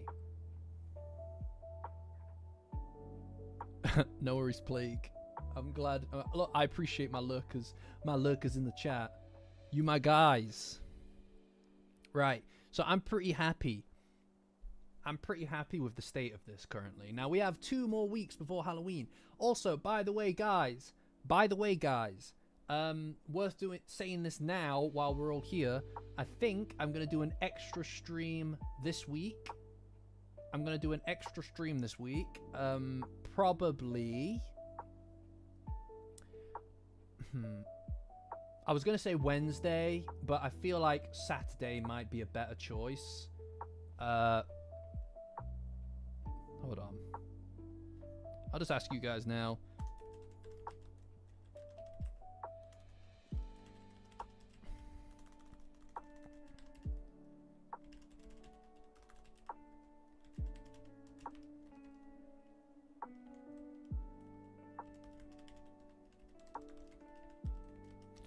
Right, so guys, I'm going to do an extra stream because I want to do a little bit of Halloween, a little bit of Halloween fun, all right? I was thinking of doing a pumpkin carving. I got a pumpkin. It's right there. All right, it's been there for a little while now, guys. It's been there for a little while now. So what I was thinking is we get something Dandadan focused, something Dandadan related, do a Dandadan based pumpkin carving, and we can all share what we do. You know, you don't have to. You can just come and watch, but some of you might want to do it at the same time. Some of you might want to just watch. It's really down to you. What day works best for you guys? Let me know, and we can do that. And then if any of you guys want to share it with me in the Discord, I'll be happy to rate them. I'll be happy to tier list them. I'll be happy to tier list them. All right, in a special one-off tier list. All right. Ridiculous. Absolutely ridiculous. But if you guys want to do that, let me know what day works for you in the poll that's currently running in the chat, and we can do that. We can do that for sure, Z's. Anyway. Yeah, no, guys, it sounds fun. Sounds fun. I'm looking forward to it. I'm not going to say anything, actually. We'll wait until the day. We'll wait until the day. I've got a few surprises. A few fun surprises that I think you guys would enjoy. Just let me know what day makes the most sense, and depending on my availability and what the poll says, we'll do that. It looks like Wednesday and Saturday are fairly split, so I can pick whichever day I want to do. I might do Wednesday just because it gives me something midweek to do, but we'll see. Anyway, guys, so let's move on to the next character. Here we go. Okay. Let me pick it up. Rookie needs a new pair of shoes. What was that? 8. 1, 2, 3, 4, 5. Wait, how would I do this? Okay, Peeny Weeny it is. My boy. The big guy himself, the big man himself. That's... Okay, Orbis, that's alright. I don't know why, but that's okay. You don't have to. No one's obliged to join anyway, you know. But anyway, frenemies. Yeah, a little bit of frenemies for sure. Medic. We go with medic. Yeah, we've got a melee expert. I think medic as well because he did heal Okura in that time. I don't know how he figured out how that fucking, you know, how. Nupped up. Well, welcome to... I'm glad that you subscribed now. The Optimist. Well, we've got Optimist. We've only got Strategist, Lone Wolf, Liability, Traitor, Paranoid, Mascot, the Vehicle Expert, the Medic, and the Opportunist. Well, it looks like we might need to vote. I think the Medic probably makes the most sense because he's a single father. That's quite funny. Who is the Lone Wolf here? Who did we say? Oh, no, it's Bega. It's definitely Bega. Come on. Oh, thanks, Blissy. The producer, everybody. The producer, everybody. I'd be fucking so lost if I was doing this on my own. Sometimes I'll be streaming and I won't even have the screen up or anything, and I'll just be like especially I'm terrible for it on Twitch. Also, I did see that Sarah mentioned that she hasn't... Yeah, no, you haven't been on the streams in a while. Yeah, we've got like this... Blissy made this whole thing. It's fucking badass. Absolutely badass. This is great. This is so much better than the tier list interface. Look, also safeties at rookie.com. Oh my god, get this turned into a poster. When we're done, we'll turn this into a poster. Would you guys buy a poster? Oh, fuck. You're right. The music. Hold on, guys. God damn. I am absolutely a nightmare. I'm a nightmare. Hold on. Let me change the music. I should not be left in charge of a stream. There we go. El Clasico. Honestly, would you guys actually buy a poster of this?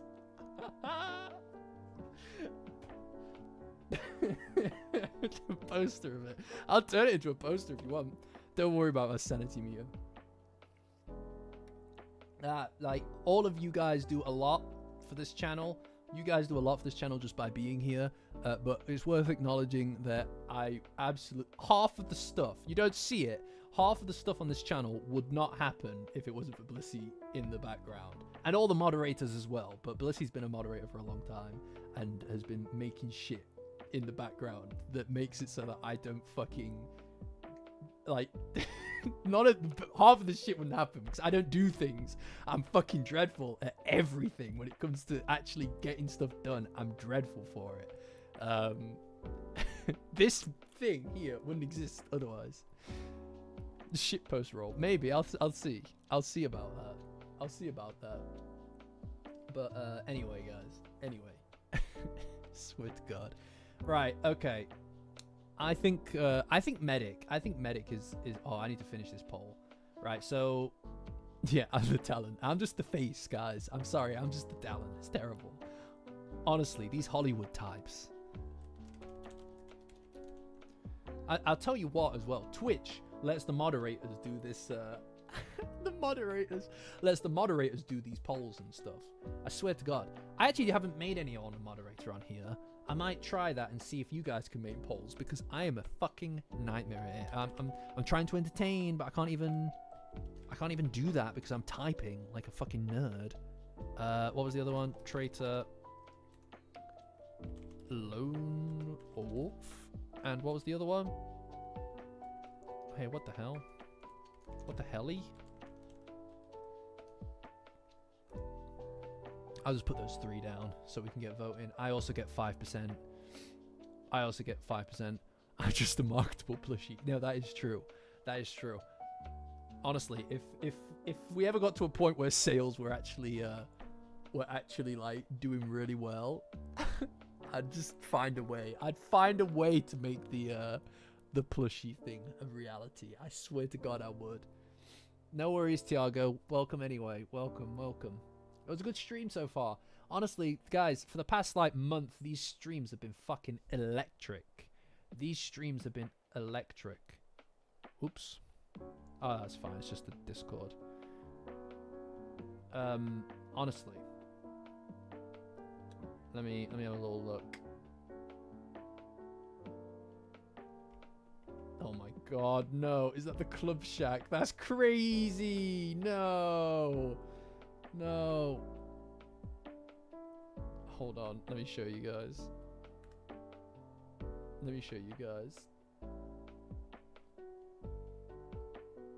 How do I get this on? Fucking no. No, Jenny. Jenny, no. Signature hair, party popper, plain socks, cool Momo here, cool mug, cool merch, Club Shack, prediction. Fucking hell, I'm just a fucking cartoon character at this point. I'm just a cartoon character. Honestly. Honestly, though, I swear I am. It's a joke. It's an absolute joke. Jenny strikes again. I know. Honestly. Amazing. Yeah. Regret my vote. Alright, what are we on? The medic. What we got? Man, it feels like ages. It feels like ages since we've had this music playing. It's only been 2 weeks.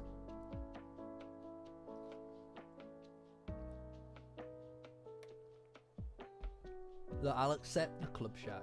Alright? I got a victory in regards to the Club Shack. Alright? Like this week, the Club Shack. This week, they used it. 1 out of 3, guys. 1 out of 3. Alright? You should have seen it. Actually, Toaster, worth acknowledging. Worth acknowledging, dude. Chat voted on it earlier, and they voted in agreement with me that it should count as a usage of the clubhouse, Club Shack. So they used it. So it counts. Counts as Club Shack. Sorry, guys. Sorry, guys. Used it. No, they did use it. They did use it. Everybody agreed. 100% of people agreed because only a majority agreed. You actually did call it, to be fair. He did call it. He did call it, respectably. An actual believer among you. An actual believer among you. The medic. Oh, why is this? I swear to God. Why are you a little bit blue? There we go. Super. Super duper. Yes. 1, 2, 3, 4. No, we've got another 3.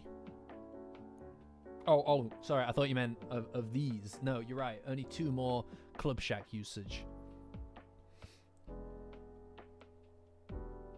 Right. Do we have? Is there an 8? Is there an 8-side die? No, there's a 12. I guess we'll use the 12.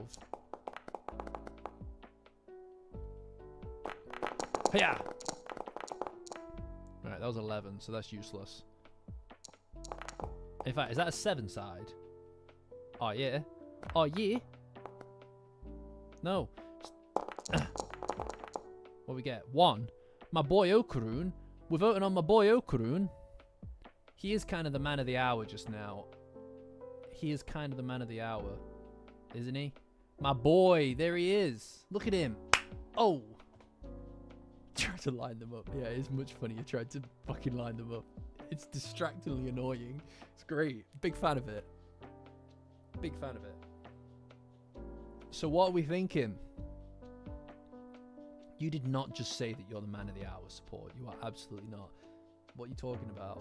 What are you talking about? What are you talking about, mate?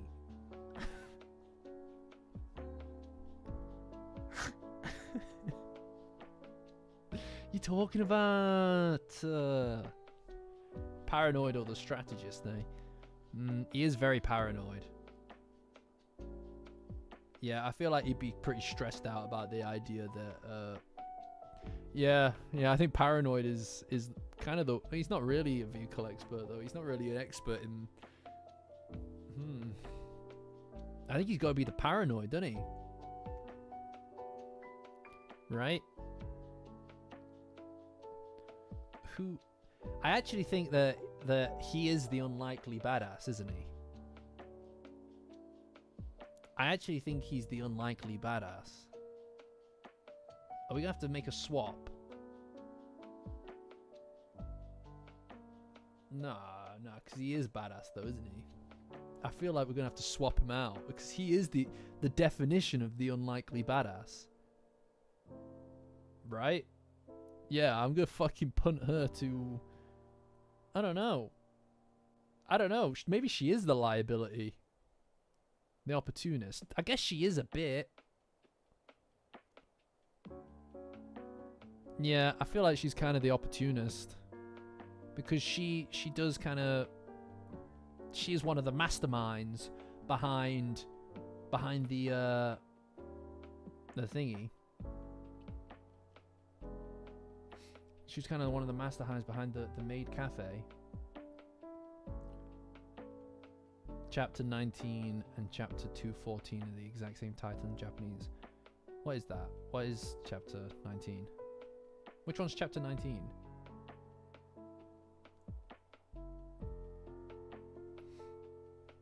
Yeah. So I feel like we don't even need to vote on this. I think he is just the unlikely badass. He's the definition of it. My favorite scene, the thingy. Shut the fuck up, friend. Shut the fuck up. Is that the feeling kind of gloomy one? I don't think it is. Is it? I thought feeling kind of gloomy was like chapter 30 something. Right? Honestly, the fucking cheek that I get from some people in this community is crazy. I've got this funny feeling. Oh, if that is actually a direct translation of someone get Nachan on this, because I've got this funny feeling is about Ida and Okarun, right? Like that's where she sees Okarun and Ida and gets jealous, right? If that is the same title that really fucking hammers home what I was saying and what I've been saying about it being the same kind of events relaying over and over, and then seeing how it goes ever so slightly differently. Genuinely, that is, if that is the case, that is fucking so gratifying. That is so gratifying if that's the case. Alright, Nooked Up. No worries. See you later. That is so gratifying. That's what I'm looking for right there. Because that's kind of how I view this chapter, is that it is kind of that. And I like that. You know, like that really lends credence to the idea that she's jealous of that there's a you know, like a bond that's happening. It just really works. It really works, and I do feel like if that is the case, then that's it. There's nothing else that I have to say in regards to this. It kind of just feels like Tatsu is intentionally doing the things that I was saying, like that I was talking about not long back, and that is perfect. That is perfect for me. That is like, it's literally this arc so far. I know it's only been a few chapters, but this arc so far is kind of doing exactly what it is that I want it to do, which is fucking baller. That's what I want. You know? Really excited for it all, honestly. Welcome back. Welcome back. Alright. No, don't grab this. There we go. Here we go. 0. I can't do anything with 0, can I? 1, 2, 3, 4, 5. Alright, we got my traitor. The traitor. Am I right, guys? The fucking traitor. The stinky traitor.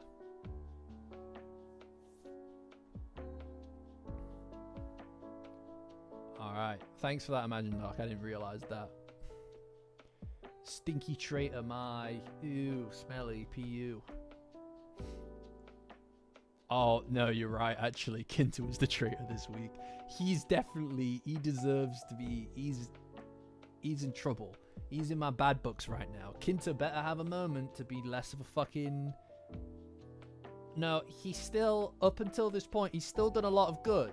Like, that stuff he did with Okarun was really good. Like way back when. But he's definitely lost brownie points with me. He's definitely lost brownie points with me. He's the opportunist.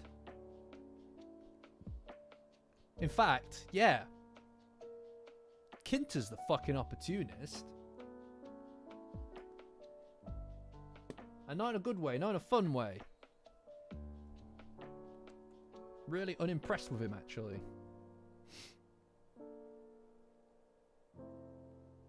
Definitely strategies for getting rid.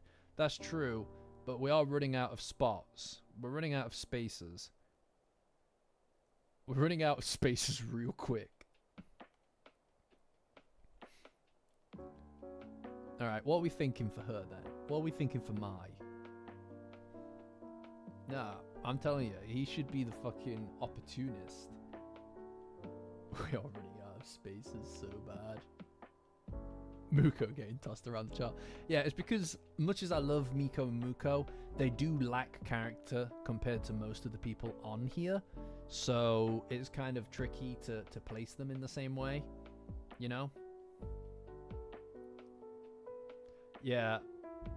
No, yeah, you're right. She's the traitor. She's the fucking traitor. She is the fucking traitor for sure, man.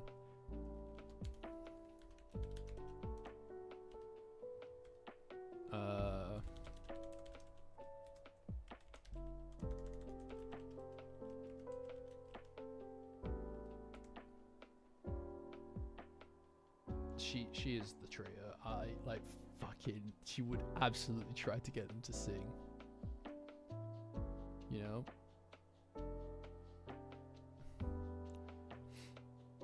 Or Okarun. Okarun did look different. Okurun did look different at the beginning of the manga. He's his hair's gone very. He's changed his hair multiple times across the course of it. You know. It's actually interesting because I think that yeah, I know. There's a yeah. I mean, like the animes seems to keep his hair, seemingly keeping his hair in its cool one. Honestly, I don't really fuck with his hair that much now, to be honest. Maybe a bit. Like, I feel like his hair could look better. Just generally speaking, I feel like it could look better. Whatever. I mean, it is what it is. His best haircut is the one that he's got in the anime currently. That's his best haircut. Let's be real. Like, he was rocking that shit. Like, for real, he was rocking that shit. You know?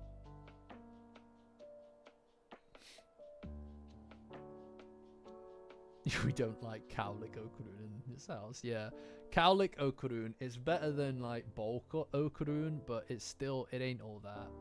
You know, I don't really fuck with it. Yeah, I mean, it's just not. You know what I mean? It does, but it's fine. Look, it's fine. It's fine. I'm sure it's easier to draw, right? I'm sure it's easier to draw. I mean, look, even doing the thumbnails, like obviously copying and painting and pasting the thumbnails. got you. Draw. Even doing the thumbnails, it's really fucking difficult to get all the little details of the hair, and just it's a nightmare. So I don't imagine what it's like to actually fucking draw this stuff. No, sorry, we don't stand Bolkurun. I'm sorry, his bowl haircut is a stank. It's got stank to it. PU. Glad they got rid of that shit ASAP. You know, glad they got rid of that shit ASAP. Just ain't good look. I'm sorry. I know, it's never coming back. It was not a good look. You know? No, it wasn't though, was it? No, we don't talk about Bocut Gigi. We do not talk about Bocut Gigi. I swear to God. He won't bring back Bocut Okurun. That is fucking crazy what you're saying. Have you seen him? He's jacked now. He's not gonna go, oh, what you looking for? The barber will say, and he'll be like, do you see that bowl? He's like, oh, you mean that bowl that the fucking dog is drinking out of? Yeah, that bowl. Stick it on my head, get the fucking clippers, and just... Yeah, that's the look I'm going for. Is straight all around. All the way around. Just fucking get that bowl and stank it on my head. And just go... There you go. Easy. Fucking looking fresh, yeah. Yeah, the dog bowl. It's like, sir, I didn't even clean the fucking... I didn't even clean the food out of it. It's like, that's fine. No worries, dude. I prefer a little bit of dog stank in my haircut, because I have no taste in hair. That's why I'm having the bowl cut done. Yeah, that's fine. That's fine. Get a little bit of it. You must have been cutting it over here. Don't say that, because now I feel bad. Now I feel bad. No, I'm not accepting that. I'm not accepting that. He goes, no need to spend money, Dad. Just get the fucking dog bowl on my head. At least it's versatile, right? Oh, everyone's spitting the tobacco in that bowl over there. Just stick it on my head, and then just let's get a haircut while I'm here. Easy. No, it's your taste is questionable, but fair enough support. You know what? Fair enough. Okay, what we got? Well, it's not me who did it. It's him. He said it. This is support's ideal Okurun. I don't know what to tell you. Talk to her about it. Talk to her about it. I don't know what to tell you. It's disgusting. I'm also disgusted in it as well. I don't know why she'd like that. But hey, to each their own. Some people like a little bit of stank. Not me, but like some people. Whatever. Oh my god, come on. No.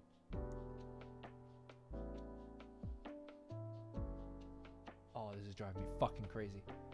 Right, hold on, guys. Fucking goddamn it!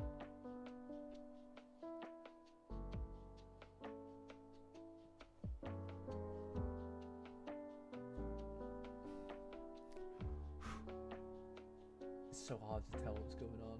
I'm a pro gamer. I'm gonna scream. I'm gonna scream.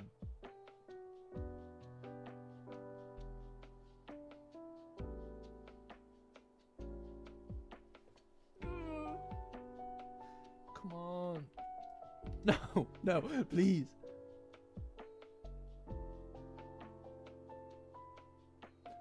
Oh my god, it's at the bottom now. No, I'm leaving it. It's fine. It's fine. It's fine. It's fine. It's fine. It's fine. It's fine. It's fine. It's fine. It's fine. Thanks, Sarah. Nobody else is being very respectful, so thank you, Sarah. They're all being really mean to me, actually. Everyone's laughing at me. Crash out. Alright, don't fucking condescend towards me. God damn it. Here we go. Here we go. 3. Uno, dos, tres. Right, well, the mascot. The mascot. Do we even need to vote on this? It's the mascot. Cut a few pixels shorter. No, that's fucked up. What you're saying right now, Blissey, is really messed up. That's not okay. Yeah, mascot. We don't even need to talk about this. Oh, no! Come on.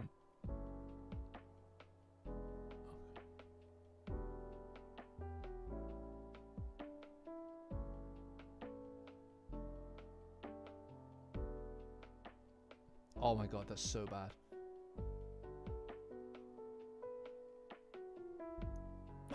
Please! Please!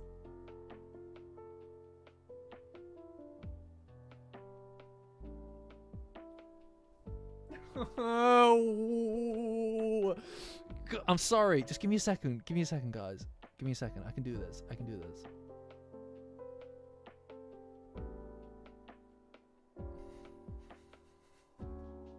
Guys, give me a second. Don't leave. Don't leave. I know that you guys don't want to see me do this. I get that. Okay, it's fine. I got it. It's fine. It's fine. It's fine. It's fine. It's fine. It's fine. Oh. Yeah, it's a style choice. Oh, God. I'm glad that you guys shared that with me, guys. I'm glad that you guys shared that with me. That was a lot. That was a lot right there. That was a lot. Oh, my God. Right, one more. One more. And then the last one will be next week. Wait a minute. Please use a normal. Get out of here. 5. Bega. Stop it. Don't start telling me that I missed some of these. Don't start telling me that I missed some of these. I'll get really upset with you. Please don't. What about Spy Kids? What about the Spy Kids? Lone Wolf. Yeah, that's Lone Wolf. That's Lone Wolf. That's Mr. Lone Wolf. Weapons expert. Weapons expert is not a bad shout either, to be fair.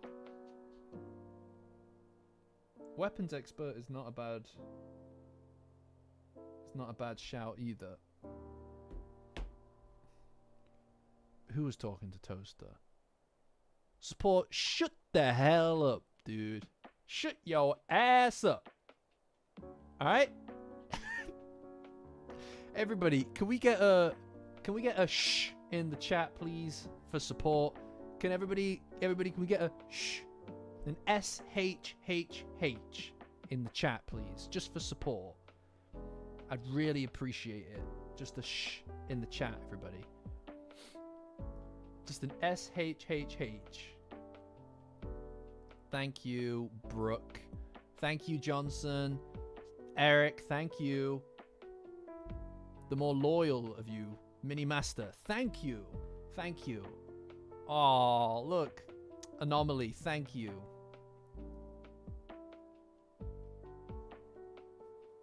Unless I'm the instigator, that's crazy, bro.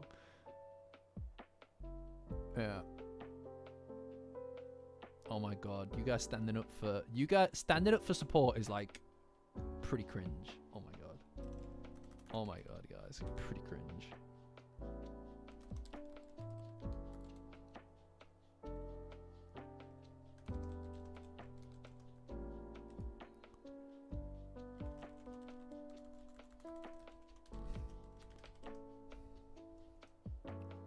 I'm also throwing weapons expert into the mix. I don't mind moving Vamola around to vehicle expert. I'm happy to reconsider that because honestly, Kinta after today, he's not doing so well. Oh, paranoid. I should have put paranoid on the list.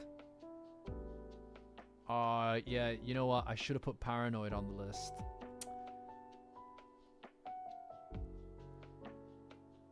Isn't very Dandadan of you. Actually, you say that, but Momo actually does the evil eye. So think about that. Think about that, actually. So I think it would be pretty Dandadan of me to do that.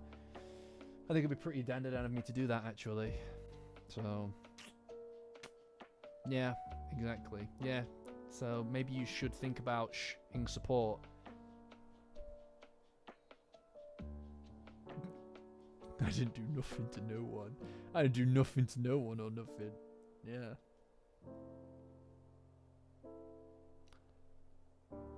That is a good point, Sarah, to be fair. He does have a very optimistic...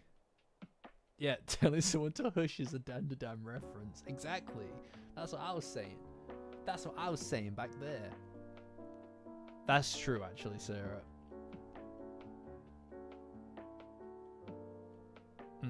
I think that he's the lone wolf. I feel like lone wolf is his go-to. Also, you know, we're approaching midnight here, so you know. But we'll have a think. We'll have a think, and if we need to move around categories, we'll do that next week. Because we only have one more of these in us. Next week on Monday is the last one of these, which will be our last stream of October, which will be the de facto Halloween stream, the Hallow stream. Yeah.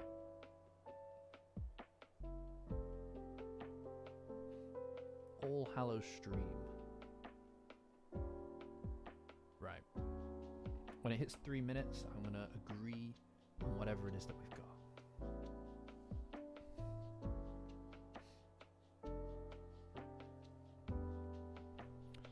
But yeah. Tell you what, guys, it feels like the streams have had a lot more energy to them, haven't they? This month, because of everything that's happening in the manga. Like, it's quite crazy. At least on my end, to see that there are like people waiting on the streams, like just waiting on the well, yeah, just waiting on the actual stream, like box, right? Like they'll just wait for it. It's pretty crazy. Like, and for the past like 4 weeks, maybe 5 weeks, every stream has hit 100 people, triple digits, and that is fucking crazy. That's fucking crazy, because it wasn't very long ago that we were always maxing out at like 30, right? Like 30 people. Pretty fucking significant, actually. Pretty fucking significant. But you know, I'm pleased. I'm pleased with it. Come on, please work. Please. Oh, I'm so nervous. Okay. I fucking did it. I fucking did it. Oh, yes. Oh. God damn. Look at that. Did it in one. Yeah, everybody's fucking yes, cozy. I know, right? God damn. I didn't use my 5% once. That's true, actually. I feel a bit bad now. I kind of wish I had. But you know what they say. It's the sheathed sword that is the most dangerous. Thanks, Shadow. Appreciate you. Thanks, everybody. Thanks for supporting me through this. Yeah, it's been a big thing. But yes, so we've got a pretty decent catalogue of characters left to select from next week, which is pretty sick. So we're kind of in a good spot for that. We're kind of in a good spot. You know? Pretty exciting. Pretty exciting. So we've got one more week of that thing, and then we'll move on to something else. I don't know what it will be for the second half of the streams, just generally. Yeah, if Kinta doesn't improve next week, which I doubt that he'll do anything significant enough to improve next week, you know, he's in the bad books. He's currently in the bad books until then, and you won't see me in the Temple of Kinta for a few more days at least. I need time away from this. I'm sorry. I need to distance myself from him because he's become a problematic figure. I've got to think about my own PR. You know? I've got to think about my own PR.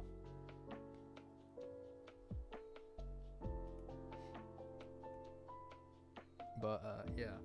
Anyway. You know, it might be lend him your gift. Yeah, I know, he's going to need it. He's going to need it. I mean, what I'm looking forward to with the, again, like I said, I think the pumpkin carving stream, guys, I might do that on Saturday because it gives me more time to do it as opposed to a Wednesday where I would have finished work and everything. I don't know. I might do it on Wednesday. I don't know. I've not decided. I will decide tomorrow. I'll decide tomorrow. Saturday probably makes the most sense, but people kind of have stuff thingy. You say GIF with a hard G. Sorry, I meant a GIF. I meant a GIF, my bad. Do I have a design? Sorry, I meant GIF. Sorry, Sarah. Like, you know what I mean? It's obviously GIF. Yeah. Yeah, I know. What the hell, guys? Yeah, I'm hoping that people are picking that up, by the way. I hope that people are saying what the helly. It's very important to me that is something that's passed on to you guys. I think Saturday probably makes the most sense, but also that would be the most kind of like difficult to facilitate on my end. Thanks, Cozy. What the helly? I'm glad that's you're picking it up. Yeah, what the helly, guys? But Wednesday, maybe I'll decide. I will make it clear tomorrow what it will be. And you know what I'm looking forward to, guys? It will probably be a bit of a smaller stream. Most likely, the stream will probably be smaller because there's not as much, like, it's not like a manga stream, right? So it'll be smaller, but that's quite nice. I like the smaller streams as well because it means that you can get a little bit less intense about things, right? You can be a little bit more laid back and just kind of chat and talk about stuff and junk. But yeah, so I'm looking forward to doing that. I also got a few fun surprises. I'm probably just going to do it on YouTube because otherwise it's going to be confusing. Sending you a GIF like gorilla or giraffe? Is that what you're asking?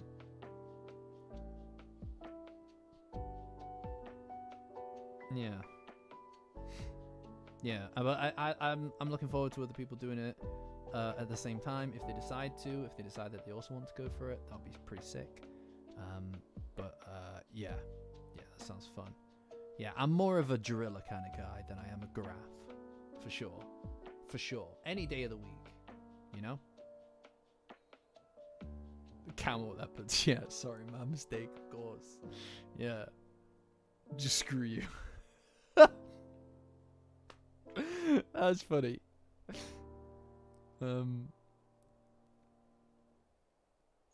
Yeah, exactly, Anomaly. Anomaly, you got it, dude. You got it. And for everybody else, Patreon link in the description. Join as a free member to get access to the Discord, guys. Also, incredible merchandise there, here, also here. I'm working on Volume 3 stuff right now, which other people in the community have put out for me as well. You know what I mean? Like, time is just not on my side these days, at all. So I've been very slow to get to this kind of stuff. But I hope to work on it very soon, maybe this week. And also, I want to kind of create a few more designs ASAP, because I have some really good ideas about stuff. Like some ways to kind of shake things up, not just outfits, not just clothing and mugs, but some other cool stuff as well. Thank you, James. Thank you. That is really kind of you. I don't feel underrated. I feel rated by the people in this community. That's enough, I think.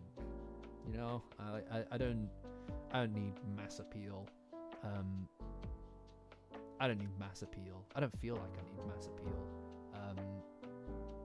I'm happy to have this, whatever this is. I feel sufficiently estimated. Discord is on my Patreon. If you join my Patreon as a free member, you can get access to the Discord. It is the linked post. It's the pinned post on my Patreon. Accessible for free. I'll make socks. I swear to God, in the next volume, I will get you guys socks. Okay, you absolute fucking weirdos. I'll get you socks. I swear to God, I will. Rookie Scout cookie trademark. Yeah, maybe. Who knows? Who knows? Who knows? Plushies. Who fucking knows? Anyway, guys, right. I'm off. So, thanks for being here, guys, and I'm excited to catch you later in the week for the pumpkin thing. Otherwise, I will see you next week on Monday.